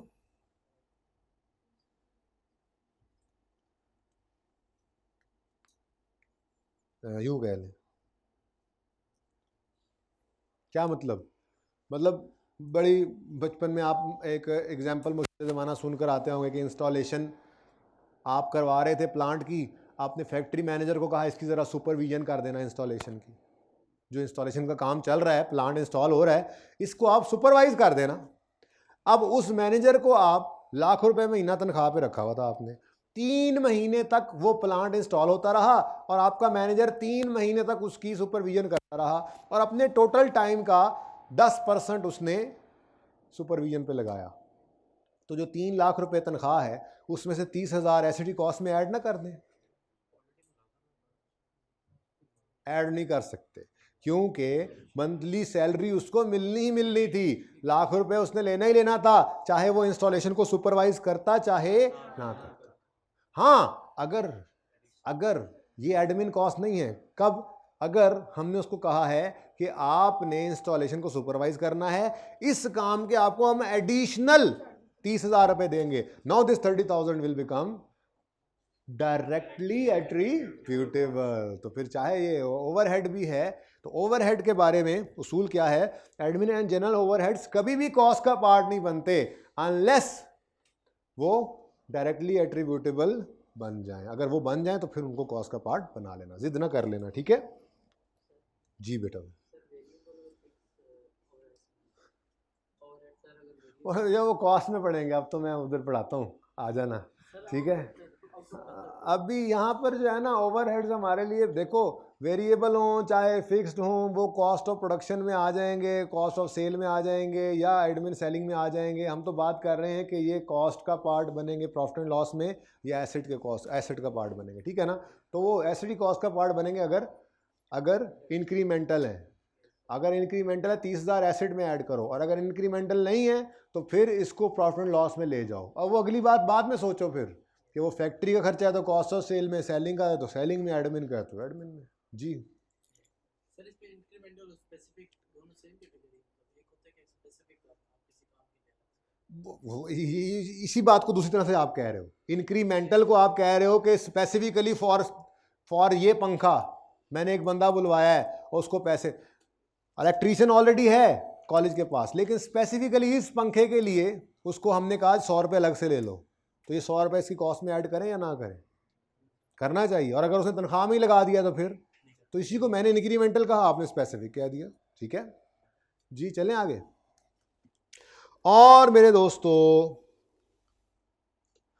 रिकग्निशन ऑफ कॉस्ट कब रोक दें, यानी कि चीजों को एसेट की कॉस्ट में ऐड करना कब रोक देना है,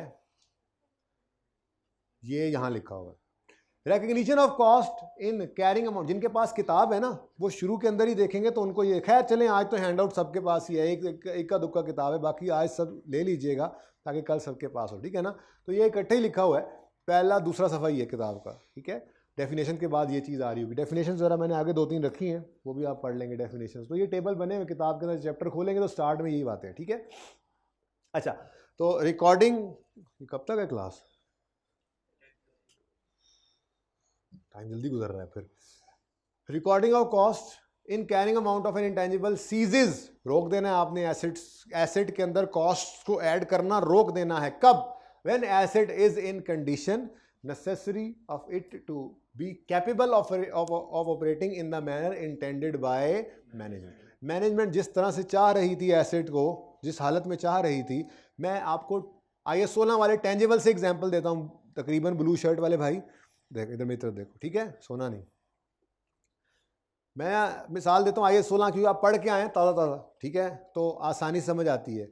मिसाल के तौर पे एक AC है, उसकी कॉस्ट है 1 लाख रुपए, और वो हमारी हेड ऑफिस तक पहुंचने में उसके ऊपर 5,000 किराया भी लग गया, तो वो 1,05,000 का हमें कॉस्ट कर चुका है, ठीक है। अब हमारा हेड ऑफिस जो है वो 20 मंजिला है और लिफ्ट भी कोई नहीं है। अब उस AC को, 2 AC हमने मंगवाए हैं, एक AC को हमने ग्राउंड फ्लोर पे लगाना है और एक AC को हमने टॉप फ्लोर पे लगाना है। जो टॉप फ्लोर पे लगाना है उसको टॉप फ्लोर पे पहुंचाने के लिए एक मजदूर ने 2,000 रुपये मजदूरी ली है। अब एक ही तरह का एसी है, एक ही जगह से लिया है, एक ही ऑर्गेनाइजेशन में आया है, लेकिन जो ग्राउंड फ्लोर पे लगा है उसकी कॉस्ट 1,05,000 है और जो टॉप फ्लोर पे लगा हुआ है उसकी कॉस्ट हमें 1,07,000 पड़ी है, तो पड़ी है, ठीक है। तो हमने रोक देना है कॉस्ट को कब, जब वो मैनेजमेंट की इंटेंडेड कंडीशन लोकेशन के अंदर एसेट पहुंच जाए। ग्राउंड फ्लोर वाला 1,05,000 तक ही पहुंच गया था, उसके ऊपर कोई कॉस्ट ऐड नहीं की, तो रोक देना है हमने कॉस्ट को, एसिड कॉस्ट में ऐड करना कब, जब एसिड जो है वो उस कंडीशन में आ जाए जिस कंडीशन के अंदर हम चाह रहे थे कि वो हो, ठीक है। वेलकम, शुक्रिया, आप आ गए। पैदल आ रहे थे, कहां से आए हो? ऐसे तो नहीं करोगे आइंदा, देखो मैं यहीं पे रुका रह गया। Therefore, cost incurred in using or redeploying an cost incurred in using, क्या मतलब, आपने मोटरसाइकिल ली, मैं इंटेंजिबल की मिसाल अभी कम दे रहा हूँ, इंटेंजिबल चूंकि पढ़ना ही कल शुरू करना है सही तरह से, तो ठीक है। आपने मोटरसाइकिल खरीदी बोलो, चलाने के लिए पेट्रोल जरूरी, रोज पेट्रोल डलवाएं, कॉस्ट में ऐड करते रहे, वो यही कह रहे हैं कि रोक दो कॉस्ट को, ठीक है।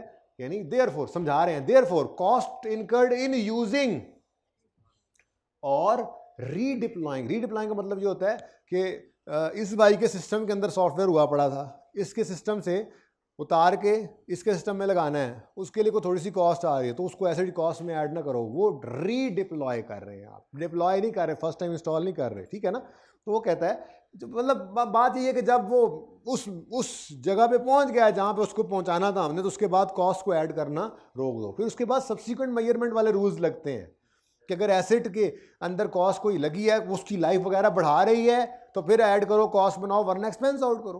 तो वो कहता है कॉस्ट ऑफ यूजिंग या रीडिप्लॉइंग इंटेंजिबल जो है वो आपने एसेट कॉस्ट में ऐड नहीं करना। एंड इनिशियल ऑपरेटिंग, और ये क्या मुसीबत होती है, initial operating losses. Initial operating losses क्या है जी? इनिशियल ऑपरेटिंग लॉसेस ये है कि ये जो फॉर्मूला था, ये फॉर्मूला जो हमने बनाया कौन सा था, करेला कोला का था। अब ये करेला कोला हमने बनाई, टेस्ट रन हो गया, ओके हो गया, हमने प्रोडक्शन डिपार्टमेंट के हवाले कर दिया फार्मूला, हमने कहा बनाओ करेला कोला और बेचो लोगों को, ठीक है। अब हमने करेला कोला बनाया और जो बनकर बिका वो 4500 का था, ठीक है, सेल्स आ गई, करेला कोला की सेल्स आ गई। लेकिन क्योंकि अभी लोगों को करेले की अफादियत का इतना पता नहीं था, आहिस्ता आहिस्ता इसकी डिमांड जो है वो डेवलप होगी, ग्रो करेगी, लेकिन फ़िलहाल हमारे सेल्स कम आई हैं और cost of sale, selling end में वो खर्चे सारे मिलाकर, मैं ना एक्सपेंसेस का लफ्ज़ ही लिख देता हूँ, एक्सपेंसेस जो आए वो लेट से 4900 आ गए। तो क्या आ गया हमें, 400 रुपये का। तो स्टैंडर्ड ये कहता है कि किसी फनकार ने उठ के ये कह देना अब कि देखें जी, ना ये एसेट चलता, ना ये लॉस आता,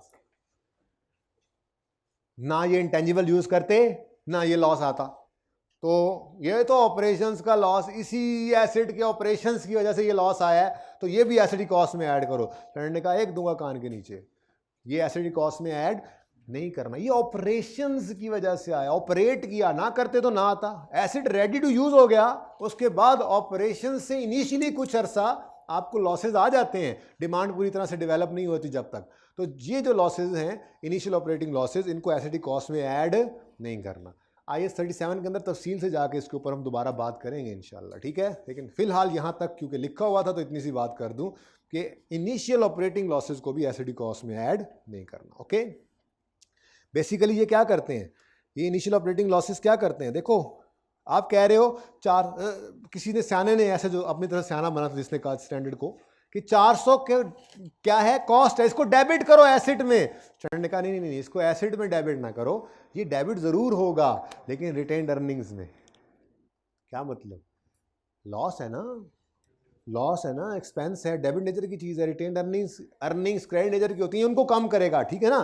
तो ये डिक्रीज करेगा रिटेन्ड अर्निंग्स को, इसने एसेट को इंक्रीज नहीं करना, इसने रिटेन्ड अर्निंग्स को डिक्रीज करना है। यानी कि बिल्कुल नॉर्मल ऑपरेशंस में जैसे लॉस आता है ये वैसे लॉस है, ये ऑपरेशंस का लॉस है, प्रॉफिट एंड लॉस के अंदर लॉस आएगा, वहां से रिटेन्ड अर्निंग्स को चार्ज होगा। ये चलने की वजह से आया, एसिड की कॉस्ट का पार्ट ना बनाओ, एसिड रेडी है इस्तेमाल होने के लिए, बिल्कुल सही था, ठीक है। अब वो चला है, उसके चलने से कोई ऑपरेशंस पे लॉस आया है तो भाई वो आपका कसूर है ना, सेल्स आपने नहीं की इस लेवल की, एसिड का तो कोई कसूर नहीं, ठीक है। समझ आती है बात की? तो इसका मतलब ये हुआ कि इस सूरत में आपकी जो बैलेंस शीट है उसमें जो नॉन करंट एसेट है वो आपका 283 पर ही नजर आएगा।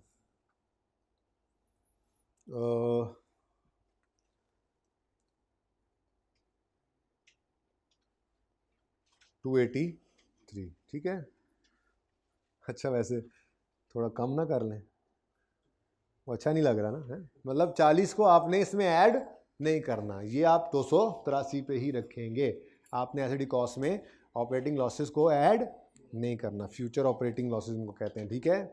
आपने इसके अंदर एडवर्टीजमेंट को, ट्रेनिंग को, इनको ऐड नहीं करना, ठीक है। अच्छा, बस उससे आगे बस करें, बहुत हो गया, अब कितना करेंगे।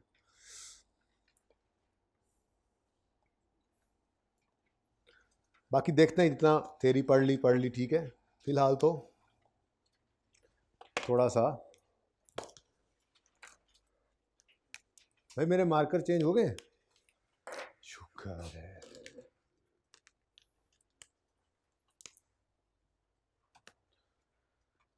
हाँ जी बच्चों, IS 36 कुछ याद है थोड़ा बहुत? इम्पेयरमेंट का स्टैंडर्ड था, क्यों रिवाइज करवा रहा हूँ? 40 मिनट्स हैं तकरीबन।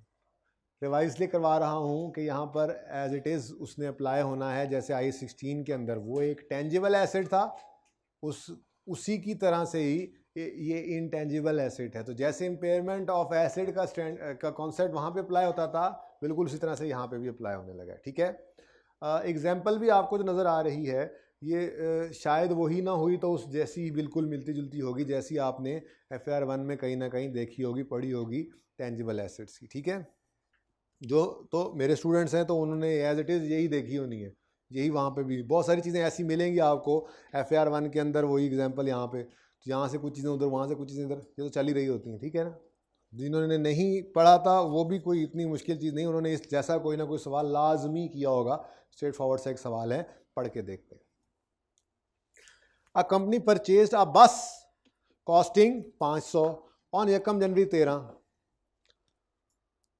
its useful life is 5 years, following further information is available on 31 December 15। हाँ याद आया, कंपेटिटर यूटोंग आया था, नहीं आया था तो भाई आप लोगों की ज़िंदगी में आज आ जाएगा, ठीक है। और ये जो बस थी आप बस, ये कौन था? ये गुज्जर त्यारा, बड़ा याददाश्त बच्चे की अच्छी है, ठीक है जी। गुज्जर त्यारा, ये बस इस रूट के ऊपर चलना शुरू की 1 जनवरी 2013 से। 13 में खूब चले ये लोग, अकेले ही बादशाह थे, बेताज बादशाह थे इस रूट के ये लोग, ठीक है। 13 में भी गाड़ी चलाई इन्होंने, 14 में भी चलाई, 15 में भी चलाई। 15 के साल के आखिरी दिन, जिस दिन इनको कंडक्टर और ड्राइवर ने आकर हिसाब दिया, तो साथ ही इनको ये बताया कि वो साथ वाली जो जगह थी ना, वहाँ पे यूटोंग का अड्डा बन गया है, अब अगले साल से यूटोंग भी चलने वाली है। तो अ कंपेटिटर केम, अब मसला हो गया। ये पढ़ा हुआ है सिर्फ, इसलिए बहुत सारी चीज़ें डिटेल के अंदर शायद मैं छोटी छोटी चीज़ें तो नहीं इंडिकेशंस पढ़ाने लग जाऊँ, ये सारा कुछ पढ़ा हुआ है आपने, ठीक है। लेकिन हम इंशाल्लाह रिवाइज तो इसको पूरा करेंगे स्टेप बाय स्टेप जैसे भी है, ठीक है। अब मामला क्या है? मामला ये है कि हम चलाते आ रहे हैं एक एसिड को,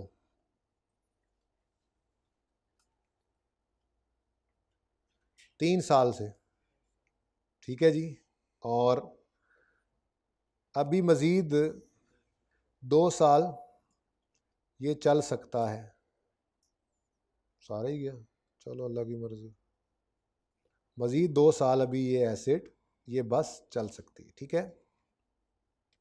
अब हम कहाँ मौजूद हैं? पहला सवाल तो ये है। ये 2013, 2013, 14, 15, 16 और 17। अब हम कहाँ खड़े हैं? यकम जनवरी 13 पे खड़े हैं, यकम जनवरी 13 पे खड़े हैं। ये ज़रा ध्यान से देखने वाली बातें हैं, बस यही याद करानी है आपको। हम इस वक्त मौजूद हैं यहाँ पर 31 दिसंबर 15। अब सब कुछ है, आप यूं हो के क्यों खड़े हैं आप लोग? चलें, तो इधर को चल के जा रहे हैं असल में।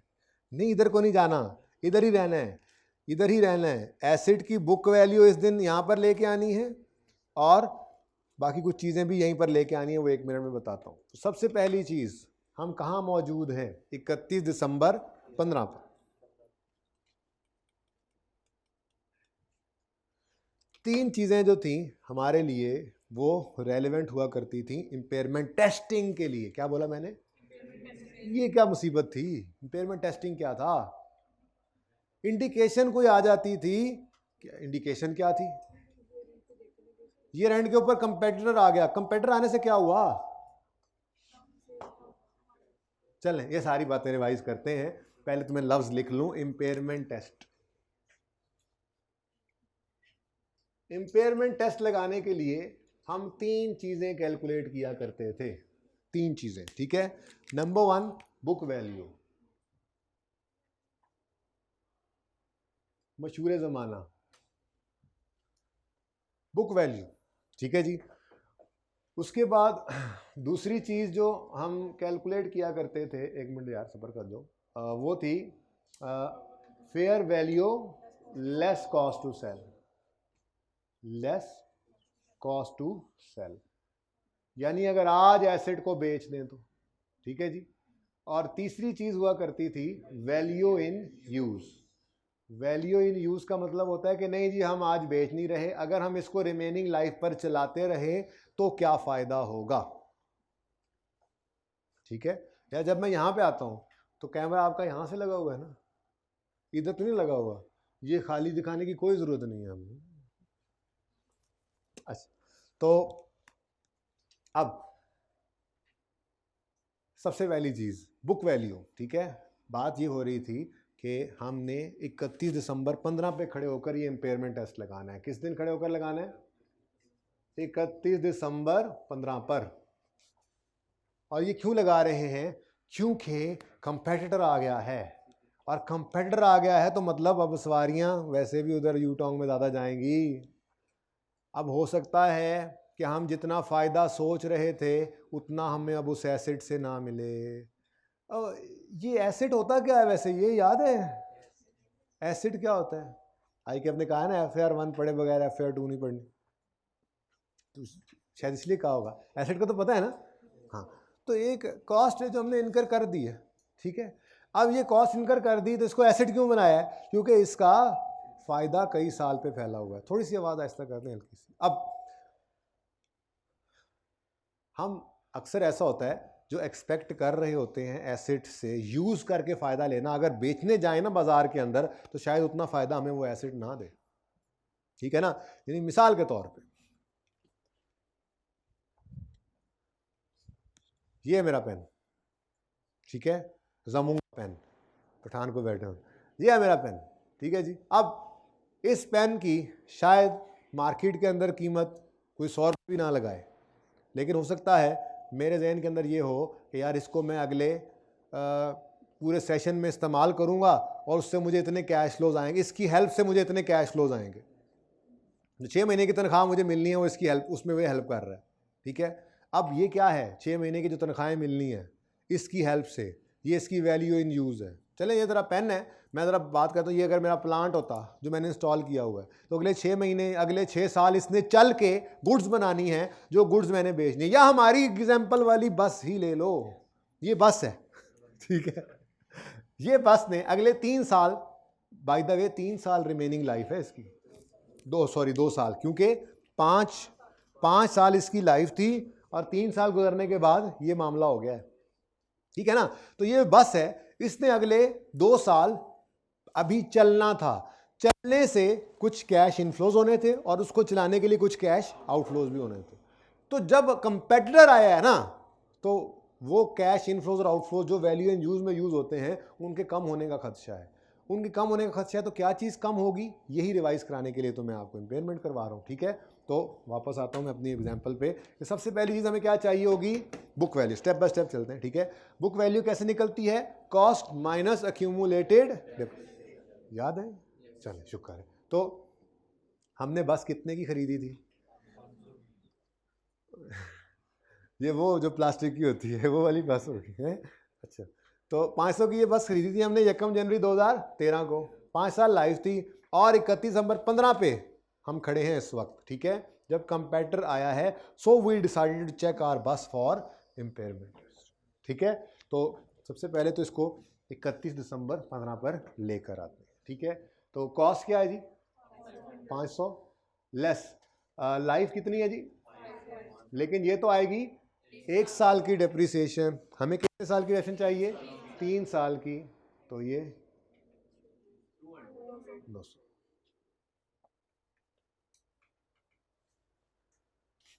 ठीक है जी, अगली चीज, ये तो है हमारी किताबों के अंदर इसकी वैल्यू। आमिर प्लीज आप उठ जाएं, उनको थोड़ी देर बिठा, तबीयत खराब है आपकी? नहीं वैसे मतलब आप पहले 2-3 लेक्चर्स है ना, आप आ जाएं काइंडली, और इस तरह के डिसीजन काइंडली पूछ लिया करें मुझसे। अच्छा जी,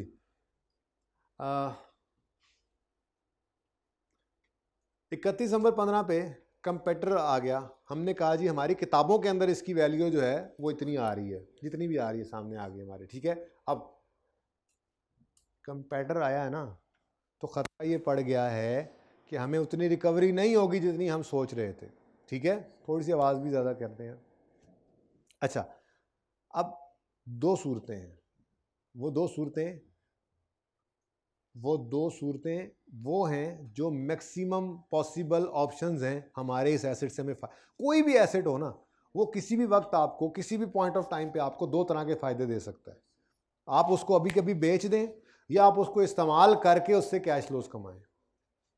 2 तरह के फायदे। ठीक है, आपके पास मुर्गी है, आप उसको आज बेच दें गोश्त के भाव, या आप उसको रखें, दाना डालें, अंडे, और फिर वो बेचें। भैंस है, आज बेचना, IAS 41 भी पढ़ना ना अब तो आप। ठीक है, आज बेच दें, या उसको रखें, चारा डालें, खिदमत करें, दूध बेचें। गाड़ी है, बस है, आज बेचते हैं, या उसको रखें, चारा डालें, उसमें पेट्रोल डालें, तनख्वाहें दें आप उसको, ड्राइवर को और कंडक्टर वगैरह को, तो कैश इनफ्लोज आउटफ्लोज हैं ये।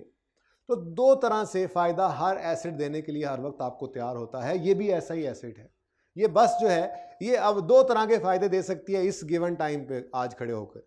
या तो इसको अभी के अभी हम बेच दें।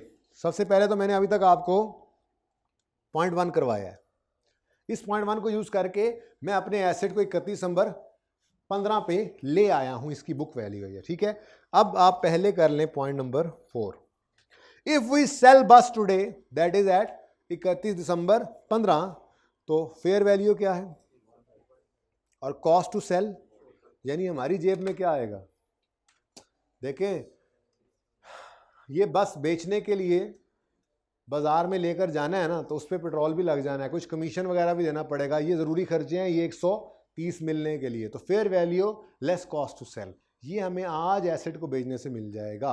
तो ये fair value less cost to sell कितनी आ गई जी, 130 माइनस 40। ठीक है, 11। लेकिन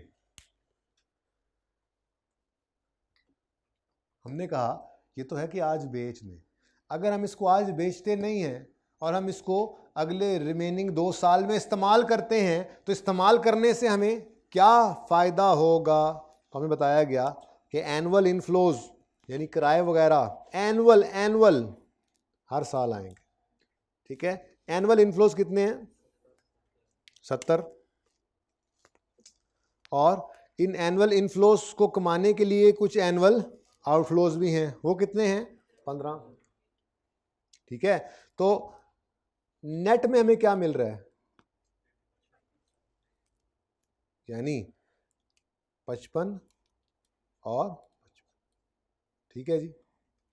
अब ये जो वैल्यू इन यूज़ होती है ना, वैल्यू इन यूज़ कहते हैं present value of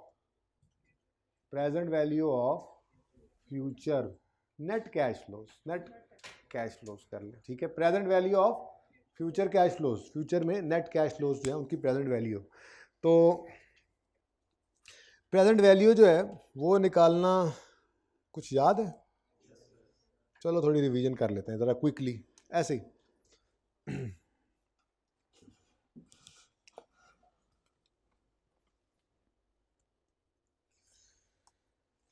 quick revision है जी, एक छोटी सी एग्जांपल बनाते हैं जी कि वी विल, वैसे ना इस क्विक रिवीजन इसलिए कर रहे हैं तफसील से इंशाल्लाह IFRS 16 के अंदर इसकी कुछ शदीद तरीन प्रैक्टिस होनी है, टेंशन ना लें आप। डिस्काउंटिंग बहुत ज़्यादा है लीजेस के अंदर, ठीक है, हम खूब प्रैक्टिस करेंगे इसकी जी। We will receive ₹450 per year for 4 years। 4 साल तक हम 450 पर ईयर रिसीव करेंगे eight the end of each year. In arrear की बजाय एट द एंड लिख रहा हूँ, वैसे इन एरियर ज़्यादा इजी होता है, eight the end of each year, ठीक है जी। और डिस्काउंट रेट है 12%, ऐसे ही डाटा लिया हमने हाइपोथेटिकल सा, ठीक है। अब मिसाल के तौर पे 1 जनवरी 18 को ये काम शुरू हो रहा है, ये सवाल है ना, बस वैसे ही सवाल बनाया, ठीक है ना, आपको सवाल के अंदर सारा कुछ गिवन होगा। 4 साल के ऊपर ये फैला हुआ है, 1 2 3 और 4, आखिरी साल ज़रा जल्दी पूरा हो गया था, खैर। अच्छा जी, हर साल के एंड पे 450 यही सवाल बनता है। ये 2018 है, 2019, 2020, 2021, ठीक है। लाना है 1 जनवरी 18 पर सारे कैश फ्लोज को। क्या करेंगे? डिस्काउंट करेंगे। कौन कौन सी डिस्काउंटिंग हो सकती है? एन्युटी का लफ्ज़ आया, मेरी समातों के साथ टकराया। जी जी, 2 तरह से होगा, पहले बात कर लेते हैं एन्युटी की, ठीक है। एन्युटी प्रेजेंट वैल्यू ऑन, हम निकालने जा रहे हैं जी प्रेजेंट वैल्यू एज ऑन 1 जनवरी 18। तो प्रेजेंट वैल्यू 1 जनवरी 18 पर निकालनी है तो 450 को पकड़ो, 1 माइनस 1 कितना रेट दिया था? 12, 1.12 रेज टू पावर कितने दफ़ा 450 आ रहा है? कुछ याद आया एन्युटी का फॉर्मूला? रेंटल्स या रिसीट्स जो होनी है, ठीक है, 1 माइनस 1 प्लस आई, तो 1 प्लस 1.12 कर दिया, raise to power minus n divided by 0.12। क्या आंसर आता है जी? बोले बोले बोले, आज का दिन बोल दे, निकाल ही डालें आप इसको, जागते भी रहें, जागते रहना। जो भी सोए हुए थे एकदम से सर कह रहे हैं जाग जाए, अब तो जागते जी। 13 वाकई में? ओके, लो इसका एक और तरीका भी है, लेकिन इससे पहले एक बात याद कर लें, एन्युटी का फॉर्मूला कब कब लग सकता है? एन्युटी का फॉर्मूला कब कब लग सकता है? बोलें जी। जब सेम इंटरवल हो, सेम अमाउंट हो और एक से ज़्यादा कैश फ्लोज हो। कैश फ्लोज एक से ज़्यादा हो, सेम अमाउंट से हो, सेम इंटरवल से हो, तो एनविटी का फॉर्मूला लग सकता है, ठीक है। सेम इंटरवल, पहली बात तो क्या, मल्टीपल हो, more than one cash flow हो, दूसरा सेम अमाउंट हो, तीसरा सेम इंटरवल हो। यानी कि आपके ये जो -n है ना, ये 4, इसका मतलब कभी भी ईयर्स नहीं है। इंशाल्लाह बहुत तफसील से, बड़ी तसल्ली से हमने ये डिस्काउंटिंग सीखनी है लीजेस के अंदर जाके। तो सेमी एनुअल भी होगा, क्वार्टरली भी होगा, मंथली भी हो जाएगा ये। तो जो इंटरवल है बेसिकली हमने यहाँ पे ये लिखना था कितनी दफ़ा ये 450 आ रहा है जिसको डिस्काउंट करना है, ठीक है ना। खैर बहुत ज़्यादा रेलेवेंट बात भी नहीं है, बस खैर है, थोड़ा सा सीखने याद करना था हमने तो। और एक और तरीका भी है जी, वो कोई बता दे, कोई तो बता दे।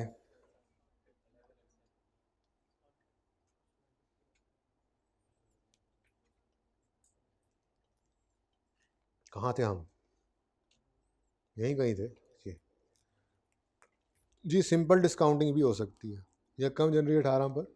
अब उसमें क्या करेंगे, इनको अलग अलग लेके आना पड़ेगा। 1 साल पीछे इसको ले आए, 2 साल पीछे इसको, 3 साल पीछे इसको, 4 साल पीछे इसको, तो 450। अब सिंपल डिस्काउंटिंग है, 1.1 रेज़ टू पावर -1, दूसरे वाले को,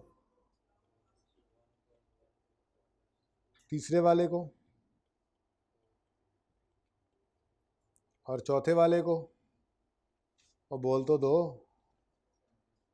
1.1 रेज़ टू पावर -4। तो आंसर क्या आ रहा है, सेम आंसर है, सेम ही आना था।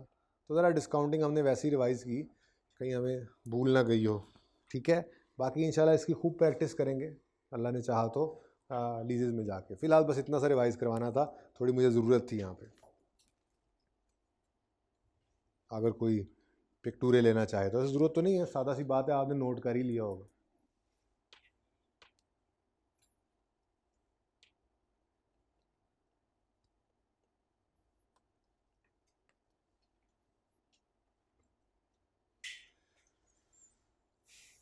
ठीक है,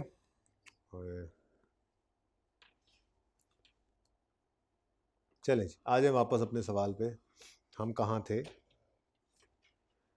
अगर एसिड को आज ही बेच दें तो हमें क्या मिलेगा, 130, लेकिन उसको पाने के लिए 14 रुपये खर्चने भी पड़ेंगे, ठीक है। अब अगर हम इसको आज नहीं बेचते, बल्कि हम इसको फैसला करते हैं कि अगले 2 साल रिमेनिंग हम इसको इस्तेमाल करेंगे, ठीक है, तो फिर पॉइंट 2 के अंदर आ जाए। On 31 December 15 future cash flows are estimated as follows. कहते हैं कि जी अगर हम इसको इस्तेमाल करेंगे तो हमें 55 रुपये आएंगे हर एनुअल हर साल के एंड पे। अज्यूम करते थे खामोशी तो एंड पे ही आते हैं, ठीक है। अब 2 साल रह गए हैं तो एनुअल का मतलब ये थोड़ा ही है कि अगले 10 साल आते रहेंगे, मतलब जितनी लाइफ बाकी है उतने में ही आएंगे, ठीक है। तो एनुअल 55 आएगा, ठीक है। लेकिन साथ ही एक और बात भी लिखी उसने, at the end of life, यानी कि 5वें साल के एंड पे, the bus can be sold at 25, cost to sell will be 2। तो बेसिकली ना IS 36 ने एक लफ्ज़ लिखा था कि आपने वैल्यू एंड यूज़ निकालने के लिए जो फ्यूचर कैश फ्लोज लेने हैं उसके अंदर आपने क्या लेना है, कैश इनफ्लोज और outflows necessary for continuous use. क्या मतलब, cash inflows from continue use, और उस कॉन्टिन्यू यूज वाले इनफ्लो को कमाने के लिए जो ज़रूरी आउटफ्लो था वो, और अल्टीमेट डिस्पोजल से आने वाला कैश फ्लो, ये आप ले सकते हैं। यानी कि इनफ्लो आउटफ्लो ऑपरेशन वाला, और लाइफ के एंड पर जो बिक कर पैसे देने हैं, ये सारे के सारे वैल्यू एंड यूज की कैलकुलेशन में आया करते हैं। इसका मतलब ये हमारी एग्जांपल जो थी इसके अंदर 25 में से 2 गए, 23 रुपये यहाँ पे, ठीक है। तो ये जी हमारा सवाल है, ये कैश फ्लोज हैं, ये वैल्यू एंड यूज निकालने के लिए हमने इस्तेमाल करने हैं। सवाल तो ख़त्म हो गया, ठीक है। अब इनको लेकर आना है। डिस्काउंट रेट नहीं देखा सवाल में कहीं मैंने, हैं 12% है डिस्काउंट रेट, ठीक है। और सवाल के ये 2 पॉइंट्स थे, ये भी अब ख़त्म हो गए, ठीक है। तो ये 55 55 और 23, ये 3 कैश फ्लोज हैं। तो वैल्यू इन यूज निकालनी है तो 55 चूंकि सेम है तो उस पर एनुटी का फॉर्मूला लग सकता है। ठीक है, 55 इंटू बोले 1 minus 1.12 raise to power minus 2, 2 दफा 55 ने अभी आना है, डिवाइडेड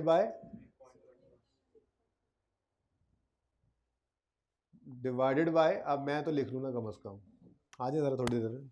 और क्या हाल है? ठीक है, अच्छा तो जल्दी जल्दी निकाल लेते हैं यहाँ जी। 55 इंटू क्या लिख रहे थे हम, चलो आगे 55 इंटू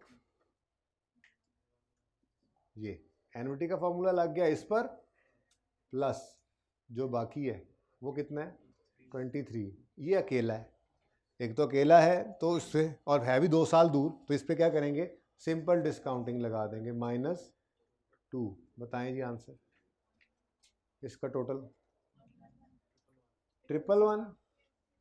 अब मुझे बताएं, अगर आपको कभी कोई डिसीजन लेना पड़े कि एक एसेट हमें अगर आज ही बेच दें तो 116 रुपये का फ़ायदा दे रहा है, और अगर उसको इस्तेमाल करें 2 साल और फिर बेचें तो 111 का फ़ायदा देगा, तो प्रूडेंट बिजनेसमैन क्या फ़ैसला करेगा कि हम इसको आज ही बेच देते हैं, 2 साल तक इसको इस्तेमाल करके बेचना है और उससे कम ही कमाना है, तो आज ही बेचकर इससे ज़्यादा कमा लो। ठीक है, तो इसका मतलब ये इन दोनों में से जो हायर होगा वो कहलाएगी रिकवरेबल अमाउंट। ठीक है जी, तो दूसरी चीज़ जो हम कैलकुलेट किया करते हैं इम्पेयरमेंट टेस्टिंग के दिन, इम्पेयरमेंट टेस्टिंग के लिए, वो होती है रिकवरेबल अमाउंट। और रिकवरेबल अमाउंट जो होती है वो होती है higher of number 1 fair value less cost to sell, और नंबर 2 वैल्यू इन यूज। तो इन दोनों में से हायर क्या है, तो 116 क्या बन जाएगी हमारी रिकवरेबल अमाउंट। ठीक है, तो क्या करेंगे जी, इम्पेयरमेंट टेस्टिंग के दिन खड़े होकर क्या करेंगे, सबसे पहले बुक वैल्यू निकालेंगे, उसके बाद रिकवरेबल अमाउंट निकालनी है तो ये दोनों निकालेंगे, इनमें से जो हायर है वो इसकी रिकवरेबल अमाउंट। ठीक है, अच्छा अब एक चीज़ जहाँ पे कभी बच्चों को कंफ्यूज कर जाती है अक्सर, वो ये है कि अगर fair value less cost to sell ज़्यादा है वैल्यू इन यूज से, तो ये आज एसेट बेच भी लाजमी देंगे। क्या ये ज़रूरी है जी? हमने कहा सेठ साहब देखें, ये गुजर साहब देख लें, ये आज बेचें तो आज 116 का बिकेगा, ये तैयारा आपका, और अगर आप इसको 2 साल इस्तेमाल करें और फिर दूसरे साल के एंड पे बेचें तो मैक्सिमम ये आपको 111 का फ़ायदा देगा, बेच दें आज। तो हो सकता है गुजर साहब ये कहें भाई नहीं, मेरी भी कोई यहाँ पे इज़्ज़त है, मैं इस रूट के ऊपर 3 साल से चल रहा हूँ, ऐसे कोई ऐरा गैरा नत्थू खैरा आया और वो मुझे आके चैलेंज करे, मैं गर्दन तो कटा सकता हूँ, मैं इस रूट को नहीं छोड़ सकता, नुकसान होता है तो होता रहे। होते हैं लोग, बहुत सारी प्रोडक्ट्स ऐसी होती हैं, आपकी प्रोडक्ट लाइंस ऐसी होती हैं कि आप उनको चला रहे होते हैं, कंपटीशन के अंदर चला रहे होते हैं, ज़रूरी होती हैं, और उनकी वजह से कोई और प्रोडक्ट्स भी बिक रही होती हैं, आप मार्केट के अंदर रुकना चाहते हैं, आप कंपटीशन के अंदर होते हैं, तो ज़रूरी नहीं है कि अगर आपने रिकवरेबल अमाउंट डिटरमिन करने के लिए, जब इम्पेयरमेंट टेस्टिंग के लिए रिकवरेबल अमाउंट डिटरमिन की और उसमें fair value less cost sell higher थी वैल्यू इन यूज से, तो ज़रूरी नहीं है कि आप बेच भी दें, नहीं बेचते, आपका फैसला है, आपने इसको कीप करना है। इसीलिए तो इसको इम्पेयरमेंट टेस्ट से गुजार कर हम इम्पेयरमेंट लॉस रिकॉर्ड कर लेंगे, एसेट रहेगा हमारे पास। ठीक है, ठीक है, तो अब मुझे बताओ एक एसेट जिससे आपको मैक्सिमम 116 रुपए का फायदा आना है, ये क्या है जी? अभी ये एसेट आपको ये 2 तरह का फायदा ही दे सकता है, या उसको आज ही बेच दें या उसको इस्तेमाल करके फायदा लें। तो इसके अलावा कोई तीसरा फायदा भी है, इसके अलावा कोई तीसरी पॉसिबिलिटी ये एसेट, ये बस हमें कोई तीसरी तरह का फायदा दे सकती है कोई? मैक्सिमम ये 2 तरह का फायदा ही है ना। तो मैक्सिमम जो रिकवरी हम कर सकते हैं इस बस से वो कितनी है? 116। ठीक है, मैक्सिमम जितना मर्जी जोर लगा लें, तो कितनी रिकवरी होनी है इस बस से? 116। ठीक है, 2 ही ऑप्शंस थे, तो इसका मतलब एक एसेट जो मैक्सिमम हमें 116 रुपये रिकवर करके दे रहा है, मतलब उससे हमें 116 रुपये का फायदा आना है फ्यूचर में, क्या हम उसको किताबों में 200 के ऊपर रखें तो जस्टिफाइबल है? क्या हमने ये धोखा नहीं दे रखा यूजर को? क्या हमारा एसेट ओवरस्टेटेड नहीं है? हम एसेट्स को, प्रूडेंस कॉन्सेप्ट ने ये कहा हुआ है, do not overstate assets, do not understate liabilities. तो हमने एसेट को ओवरस्टेट किया हुआ, धोखा दिया हुआ है, हकीकत से दूर रखा हुआ है। एसेट नजर देख, एसेट का मतलब क्या है? एक रिसोर्स जिससे फ्यूचर में हमें बेनिफिट आना है। हम कह रहे हैं हमने 200 रुपये बेनिफिट कम से कम इससे ले लेना है, भाई 200 का है ही नहीं बेनिफिट। तो एक खर्चा, एक एक्सपेंस, एक लॉस जो फ्यूचर में आना है, तो प्रूडेंस कॉन्सेप्ट कहता है उसको आज ही रिकॉर्ड करो, अक्लमंदी का तकाजा यही। ठीक है, इसका मतलब, खैर ये तो लंबी चौड़ी बात हो गई, हम तो सिर्फ इसको सिंपली कंपेयर करेंगे। अगर बुक वैल्यू 200 है और उस एसेट से होने वाली रिकवरी 200 से नीचे गिर गई है, बुक वैल्यू से भी नीचे गिर गई है, तो इसका मतलब एसेट ओवरस्टेटेड है, इसको बुक वैल्यू से नीचे लेकर आना पड़ेगा। ठीक है, तो हमारे पास स्टेप 3 के अंदर इम्पेयरमेंट लॉस कैलकुलेट हुआ करेगा, और इम्पेयरमेंट लॉस या तो होता है या नहीं होता। इम्पेयरमेंट लॉस या तो होता है, FR1 वाले हंस रहे हैं, वो कुछ बात में याद है। हाँ, इम्पेयरमेंट लॉस या तो इज या नॉट इज।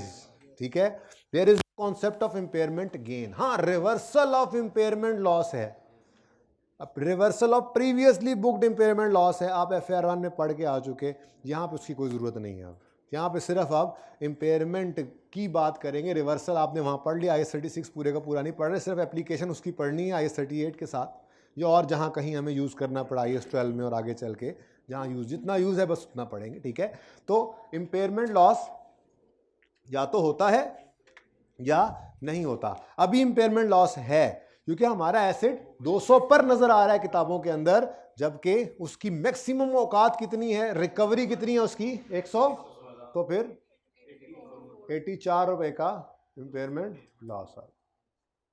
और अगर सिचुएशन ये होती, जो मैं अभी मिटा दूंगा, नोट ना कीजिएगा आप लोग, ठीक है, कि 200 वाला एसेट है और यहाँ पे कोई चीज़ उसकी, लेट्स से ये 226 होता, ये 200 जो है वो 30 होता, 230 में 14 जाते, तो ये तो ज़्यादा ही था।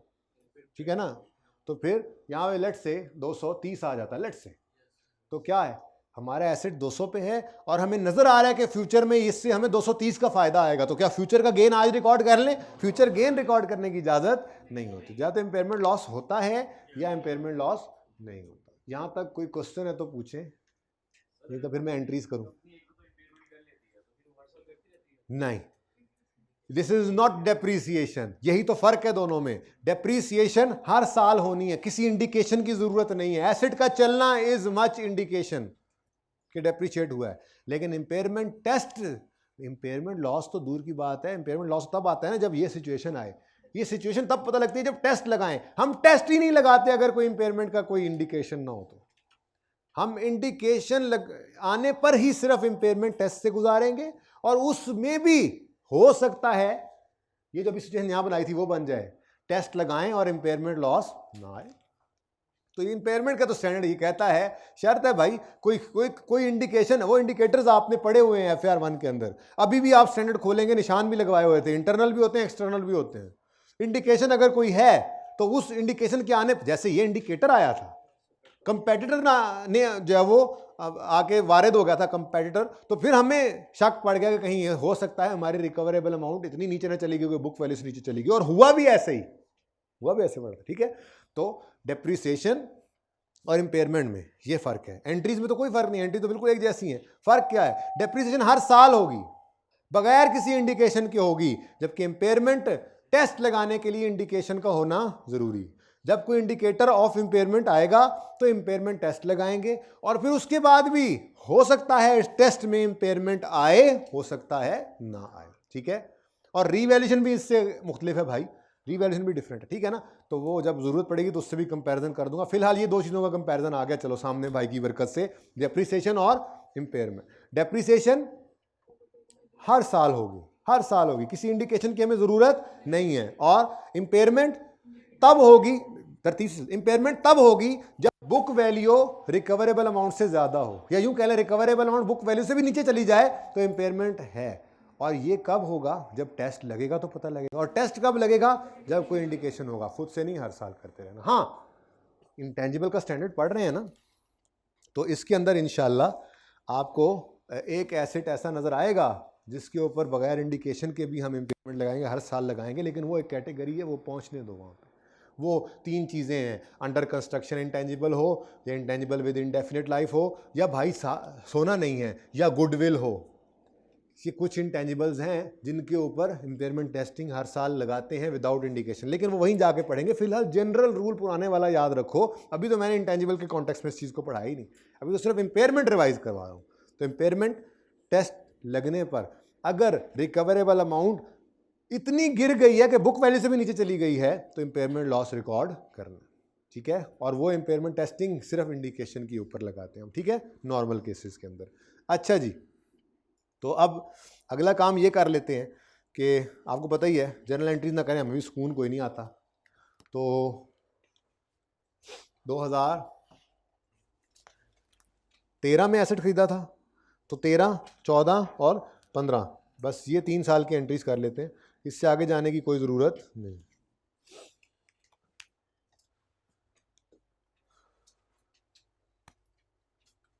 फॉर द ईयर एंडेड 31 दिसंबर 13। जी बच्चों बोलो, सबसे पहली एंट्री 1 जनवरी 13 पर। एसिड का नाम एसिड ही लिख दूं अगर आप लोगों की ज़्यादा तो। एसिड डेबिट कैश क्रेडिट कितने से? 500 से। 500 से 31 दिसंबर 2013 पर। Depreciation expense debit accumulated depreciation credit कितने से? 100 से। सॉरी भाई, 100 से।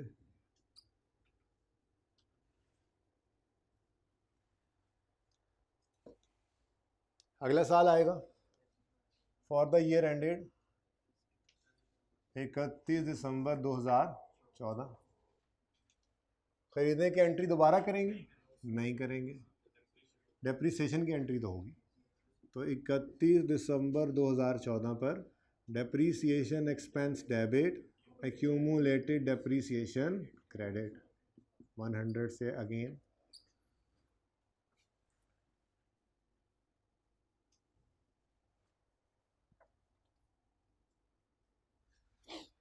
उसके बाद जी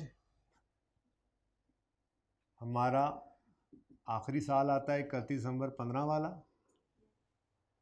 एसिड खरीदने की एंट्री नहीं करेंगे, डेप्रीसिएशन की एंट्री तो लाजमी है, हर साल होती है, उसके लिए ना कोई इंडिकेशन ना कोई टेस्ट, बस एसिड इस्तेमाल हुआ तो डेप्रीशिएट करें। कितने से? 100 से। लेकिन हाँ जी, इस साल के एंड पे हमने एक इम्पेयरमेंट टेस्ट से एसिड को गुजारा और हमें पता चला कि हमारा एसिड 84 रुपये की वैल्यू लूज कर चुका है, ठीक है। तो फिर 31 दिसंबर 15 पर एक और एंट्री होगी, impairment loss debit accumulated impairment, बिल्कुल same entry, same treatment, accumulated accumulation जैसा, बिल्कुल बिल्कुल डेप्रिसिएशन जैसा ट्रीटमेंट है। फ़र्क आपको बता दिया, एंट्री में कोई फ़र्क नहीं है, ट्रीटमेंट में कोई फ़र्क नहीं है। हाँ, ये इसके आने या ना आने के अंदर उसूल है।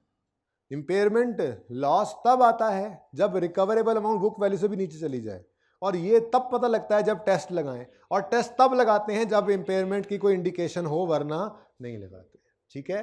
तो 84 से आपका इम्पेयरमेंट लॉस रिकॉर्ड, ठीक है जी। तो गौर फरमाएं, तो पिछले 2 साल में आपको कोई इम्पेयरमेंट नज़र नहीं आ रही, कोई इंडिकेशन नहीं थी, तो हम पागलों की तरह ऐसे ही, बड़ा मुश्किल काम होता है ये तो प्रैक्टिकली, वैल्यू एंड यूज़ निकालने के लिए कैश फ्लोज डिटरमिन करो, इन फ्लोज भी आउट फ्लोज भी, फिर कोई डिस्काउंट रेट अप्रोप्रिएट निकालो, बड़े मसले होते हैं, ऐसे नहीं बस मुंह उठा के हर साल करते हैं, ठीक है।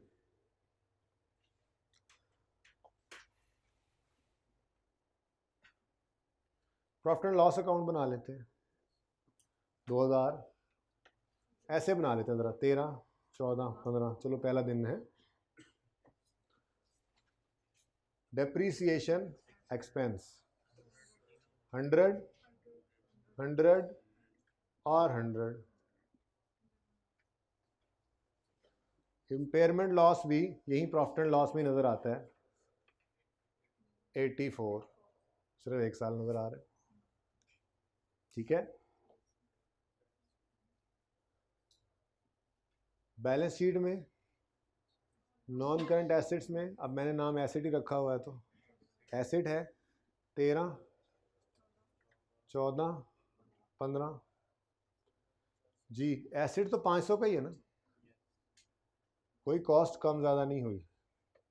ठीक है, डेप्रीसिएशन लेस एक्यूमुलेटेड डेप्रीसिएशन 2013 के अंदर 100 थी, 2014 में, हाँ ये फॉर द ईयर है, हम यहाँ पे निकालते हैं एज ऑन, तो पिछले साल का 100 जमा ये साल का 100, 200 और 300, और 2013 के अंदर बुक वैल्यू 400 2014 में, और 2015 में 200। यही तो नहीं है, 200 ही तो नहीं रही है। 84 रुपये से हमने इसको मज़ीद 200, यहाँ पे तो 200 बन गई थी, लेकिन इम्पेयरमेंट इंडिकेशन की वजह से इम्पेयरमेंट टेस्ट लगाया तो इम्पेयरमेंट लॉस आ गया, लॉस आया तो उसको रिकॉर्ड किया, जब रिकॉर्ड किया तो एसेट अब 200 पे नहीं रहा, इसकी बुक वैल्यू तो लेस एक्यूमुलेटेड इम्पेयरमेंट लॉस। तो 13-14 में कोई नहीं था, 15 के अंदर ये भी आ गया, और ये 1-1 यही पे, इसी पे तो उठा के लाना था इसको, रिकवरेबल अमाउंट के ऊपर। अगर इम्पेयरमेंट लॉस आए तो एसेट अपनी रिकवरेबल अमाउंट शो कर रहा होता है किताबों के अंदर, उसको हम रिकवरेबल अमाउंट को उठा कर ले जाते हैं।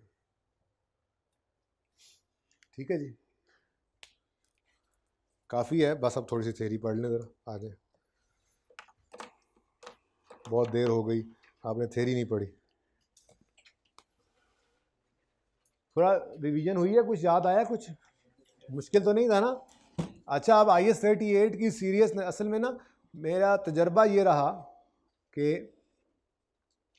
IS 38 को बच्चे कैजुअल ले जाते थे, उसकी वजह देखा ये आपने, हमने पढ़ा अभी, ये सारा पढ़ते हुए क्या लगा था IS 16 ही है।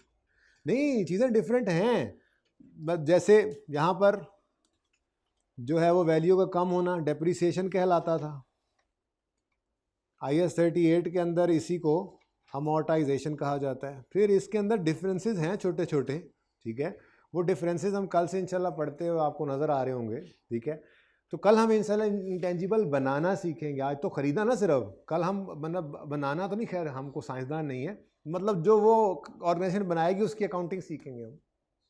ठीक है, तो इंटेंजिबल की इम्पोर्टेंस का पता आपको,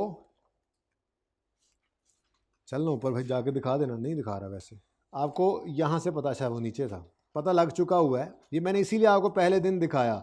एक तो ये लॉन्ग क्वेश्चंस के अंदर है, और दूसरा इसके अंदर काफ़ी रेगुलर टेस्टिंग है, ताकि आप इसको इजी ना लें। ठीक है, इजी नहीं लेना इसको, इसलिए पहले दिन दिखा दिया। बच्चे इजी लेते हैं, इसको कैजुअल लेते हैं, हालांकि ये मुश्किल है, इतना नहीं मुश्किल, लेकिन मुश्किल हो जाता है आपने थ्योरेटिकली इसको जब एक्सप्लेनेशन के अंदर आते हैं तो। ठीक है ना, तो चलें इंशाल्लाह इसके ऊपर आप खूब मेहनत तो करेंगे ही, जैसे अभी आप थोड़ी सी और हिम्मत करके ये डेफिनेशन 2-3 मेरे साथ पढ़ने लगे। जी पढ़ें, एसिड क्या है बताओ जी भी आपको बात है पूछने की। एसिड भाई पार्ट बनाया था हमने, आपने याद ही नहीं कराया, वो तो पिछली क्लास में कहा था, बनाया उसमें भी नहीं है ना, नहीं दोबारा बताना था। चलें, अब पहला लेक्चर था, कल से इसको लाजमी पार्ट्स में कर, तो बहुत लेंथी हो गया होगा, कितनी देर की होगी रिकॉर्डिंग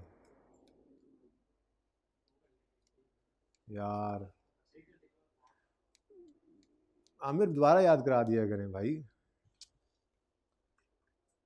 चलें जी, बहरहाल ख़त्म करते हैं अब। एसिड क्या है? Asset is a resource controlled by company as a result of past event from which future economic. भाई पास्ट इवेंट क्या होता है? आपने इंटेंजिबल को जो ख़रीदा, परचेज़ किया, ये पास्ट इवेंट है। इस पास्ट इवेंट की वजह से वो आपके कंट्रोल में आ जाता है और इससे आपको फ्यूचर में इकोनॉमिक बेनिफिट आ रहा होता है। तो ये एसेट है। एसेट कोई एसेट जो एसेट है उसकी क्या डेफिनेशन है जी? कोई पास्ट इवेंट ऐसा हुआ जैसे परचेज जिसकी वजह से वह इंटेंजिबल जो है वो आपके कंट्रोल में आ गया और अब फ्यूचर में आपको बेनिफिट देगा। टेंजिबल भी है, उसके लिए भी यही डेफिनेशन है, एसेट है। ये तो एसेट की डेफिनेशन है, ठीक है। पास्ट इवेंट की वजह से एसेट का हमारे कंट्रोल में आ जाना जिसकी वजह से फ्यूचर में वो बेनिफिट अब देगा। क्लियर? नेक्स्ट, इंटेंजिबल क्या होता है? इंटेंजिबल आइडेंटिफिएबल हो, नॉन मॉनिटरी हो, विदाउट फिजिकल सब्सटेंस हो। अच्छा, आइडेंटिफिएबल का क्या मतलब है? इसमें स्टैंडर्ड ने कहा है दो चीज़ें अगर हों, दो में से कोई एक चीज़ हो जाए तो हम उसको आइडेंटिफिएबल मानते हुए अलग से इंटेंजिबल मानेंगे। क्या मतलब? सेपरेबल हो। भाई की जो ऐनक है, ये भाई की ऐनक को हम भाई की आंखों से उतार के बेच सकते हैं, सेपरेबल है ना, ठीक है। मेरा ये बाजू उतार के बेच सकते हैं, भाई का कान उतार के बेच सकते हैं। तो क्या मतलब? सेपरेबल है तो ये एक निशानी है किसी भी चीज़ की आइडेंटिफिएबल होने की। चलो ज़रा इंटेंजिबल की कॉन्टेक्स्ट में बात कर लेते हैं। कॉलेज वालों के पास एक सॉफ्टवेयर है, अब वो सॉफ्टवेयर बेचने के लिए सारा कॉलेज बेचना ज़रूरी नहीं है, तो इसको क्या कहेंगे हम? सेपरेबल। सेपरेबल है तो आइडेंटिफिएबल है, ये शर्त है इंटेंजिबल होने की। अगर सेपरेबल कोई चीज़ हो तो हम उसको सेपरेटली आइडेंटिफाई कर रहे हैं, उसको इंटेंजिबल कहेंगे, ठीक है। और अगर वो सेपरेबल नहीं है तो फिर वो कोई कॉन्ट्रैक्चुअल राइट है। क्या मतलब? मतलब ये कि आपको एक कागज़ है ना, ये वाला कागज़ है ना, यही वाला, ये जो कागज़ है ना, कागज़, ये दरअसल एक लाइसेंस है। ये लाइसेंस है जिसके तहत ये भाई साहब इस पहाड़ से, जो साथ ही पहाड़ है, इसमें से नमक निकाल सकते हैं अगले 10 साल के लिए। अब ये राइट टू माइन है, या किसी समंदर या दरिया के एक इलाके के ऊपर ठेका होता है ना बेसिकली, ठीक है। ये इनको लाइसेंस मिला है कि ये वहाँ से मछलियाँ पकड़ सकते हैं, राइट टू फिश है। या आपने कोई चीज़ प्रोडक्शन करने के लिए किसी का डिज़ाइन यूज़ करना है, 5 साल के लिए उसने आपको डिज़ाइन दे दिया, अब वो क्या है? ये भी राइट टू मैन्युफैक्चर है। तो ये सारी चीज़ें कागज़ के ऊपर लिखी हुई हैं, ठीक है। अब ये मेरे दोस्त के दिल में पता है क्या आ रही है? अब सर कहेंगे लाइसेंस जो है ये इंटेंजिबल है, आ रही है दिल में कि सर कहेंगे अभी लाइसेंस क्या है, हालांकि देखो इसको टच कर सकते हैं। सीडी के अंदर सॉफ्टवेयर है, अब देखना थोड़ी देर में सर कहेंगे सॉफ्टवेयर क्या है? इंटेंजिबल है, हालांकि सीडी को भी हम टच कर सकते हैं। क्या ऐसा ही है? ऐसा तो है, लेकिन असल मसला ये है कि ये कागज़ इंटेंजिबल नहीं है, इसके पीछे छुपा हुआ right to mine, right to fish, right to manufacture, ये इंटेंजिबल है, ठीक है। वो सीडी जो है वो इंटेंजिबल नहीं है, सीडी तो 30 रुपए की मिल जाती है, तो सॉफ्टवेयर के लिए इतने पैसे क्यों दे रहे हैं? जो उसके अंदर सॉफ्टवेयर है उस सीडी के अंदर, दरअसल वो इंटेंजिबल है, ठीक है। तो आइडेंटिफिएबल होने के लिए ज़रूरी क्या है? सेपरेबल हो। लेकिन इस शर्त के अंदर ये सेपरेबल नहीं था, पर ये क्या था? ये एक कॉन्ट्रैक्चुअल राइट था, तो फिर इसके लिए सेपरेबल होने की ज़रूरत ही नहीं थी। बस ये जो राइट टू मैन्युफैक्चर या राइट टू फिश या राइट टू माइन है, इसको इंटेंजिबल कहा जा रहा है, ठीक है। तो इंटेंजिबल की डेफिनेशन में पहली चीज़ क्या है? Identifiable. Need to be identifiable में इसको आपने रीड करना है, मैं कल पढ़ाऊंगा, ठीक है ना। ये यही बात लिखी हुई है, मस्ट बी सेपरेबल, और अगर सेपरेबल नहीं है तो कॉन्ट्रैक्चुअल राइट है, ये पढ़िएगा आप, ठीक है। और दूसरी बात, नॉन मॉनिटरी हो। क्या मतलब? आपकी जेब में पड़ा हुआ कैश, ये मनी है, ठीक है। लेकिन अच्छा, ये बात आगे भी पढ़ेंगे, नॉन मॉनिटरी मॉनिटरी के अंदर आगे 2 और स्टैंडर्ड्स के अंदर ये बहस होनी, IFRS 9 में भी और IAS 21 फॉरेन करेंसी में भी, ठीक है। लैंड एसेट है, बोलो मॉनिटरी है या नॉन मॉनिटरी? नॉन मॉनिटरी, सही कह रहे हैं, सही कह रहे हैं, नॉन मॉनिटरी है, बिल्कुल बिल्कुल। आप उस लैंड को बेच दें, उससे कैश आ गया, ये तो मॉनिटरी है, लेकिन लैंड इटसेल्फ वो कैश नहीं है, वो कैश में convert, inventory itself it self cash नहीं है, बिक कर कैश आ सकता है। प्लांट इट सेल्फ कैश नहीं है, बिक कर कैश आ सकता है। Intangible software it self monetary cash नहीं है। हाँ, बेचने से कैश या रिसीवेबल बन जाए तो वो फिर रिसीवेबल को भी छोड़ो, वो इंशाल्लाह जाके देखेंगे IFRS 9 के अंदर। फिलहाल तो यहाँ सिर्फ बात कर लो कैश, तो नॉन मॉनिटरी होना चाहिए। मनी इज नॉट इंटेंजिबल, जो मनी नहीं होगा नॉन मॉनिटरी है, ठीक है, तो वो इंटेंजिबल के लिए दूसरी निशानी बताई इन्होंने, ठीक है। और विदाउट टचेबल ना हो, ठीक है। IS 41 में जो भैंस पढ़ेंगे उसको टच कर सकते हैं, उसके सींग ऐसे, वो सींग को आप टच करेंगे वो आपको टच करेगी, ठीक है। तो फिजिकल सब्सटेंस जिसका होगा वो तो टेंजिबल है, चाहे वो PPE हो, चाहे वो एग्रीकल्चर वाला बायोलॉजिकल एसिड हो। भाईजन कल से नींद पूरी करके आनी है, आपने बता रहा हूँ मैं आपको, ठीक है ना। कल हमने सॉफ्टवेयर बनाना है और फिर रिसर्च होनी है और डेवलपमेंट होनी है, और फिर तो इंटेंजिबल क्या है, आइडेंटिफिएबल, दो शर्तें उसके लिए, इनमें से कुछ भी हो तो आइडेंटिफिएबल होगा। नॉन मॉनिटरी दूसरी शर्त, और तीसरी शर्त, तो ये तीन शर्तें जब पूरी होंगी तो हम कहेंगे ये क्या है, एक इंटेंजिबल। आइडेंटिफिएबल हो, इन दोनों में से कुछ भी हो तो आइडेंटिफिएबल हो जाएगा। दूसरा मनी ना हो, तीसरा टचेबल ना हो।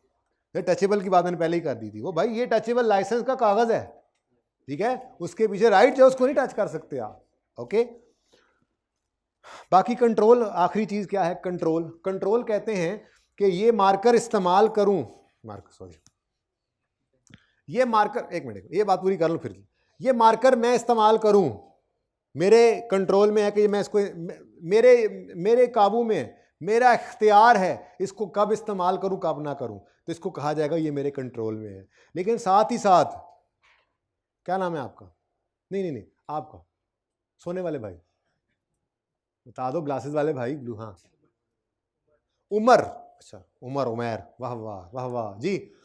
ये मार्कर मैं इस्तेमाल करूं कब, ना करूं कब, मेरी मर्जी है, इसका मतलब इस पे मेरा कंट्रोल है, ये मेरे कंट्रोल में है। उमर को इस्तेमाल करने से रोकने वाला भी मैं ही हूं, खबरदार उमर इसको हाथ लगाया तो ये दोनों चीजें किस में आती हैं, कंट्रोल में। तो कंट्रोल किसे कहते हैं, control mean company has power to obtain future benefits, इससे बेनिफिट ले सकता हूं, वो मैं हूं, and also can restrict access of others to those benefit, दूसरों को वो फायदा लेने से रोकने की ताकत भी मेरे अंदर है, तो कहा जाएगा कि वो चीज मेरे कंट्रोल में है, ठीक है। बस इसको एक बार पढ़ लीजिएगा, फिर मैं मजीद कोई क्वेश्चन होंगे तो आपको आंसर करूंगा। जी आपका क्वेश्चन क्या है? नहीं, इंटेंजिबल मॉनिटरी कैसे हो सकती है, तो कैश तो फिजिकल फॉर्म हो जाएगी, जब फिजिकल फॉर्म होगी तो वो तो फिर मॉनिटरी है और टेंजिबल है। कैश एंड बैंक के अंदर वो कैश आएगा, एसेट, वो करंट एसेट हो जाएगा। और अगर डेटर है तो वो भी मॉनिटरी है, ये IFRS 9 में जाके पढ़ेंगे, क्योंकि money payable, money receivable is a monetary asset, लेकिन वो भी मत जाओ उस तरफ, वो बात बहुत बात की बात है, वो सॉरी IFRS 9 में नहीं, IAS 21 फॉरेन करेंसी के स्टैंडर्ड में हम ये पढ़ेंगे इंशाल्लाह। जी बेटा बिल्कुल आते हैं, लेकिन अभी बात नहीं करनी है, नहीं वो नहीं आते, मतलब कहने का ये कि बिल्कुल ऐसी बातें होंगी, आगे जाकर होंगी। IFRS 9 में, IAS 21 में इन पे बातें करेंगे, लेकिन आपने फिलहाल इसके ऊपर ही रहना, जितनी बात की, जितनी एग्जांपल्स दी हैं, पहला दिन है आज हमारा, ठीक है, ठीक है जी, ज़्यादा फिर यही काम रिवाइज करके आना है आपने। अल्लाह हाफिज़, अस्सलाम वालेकुम।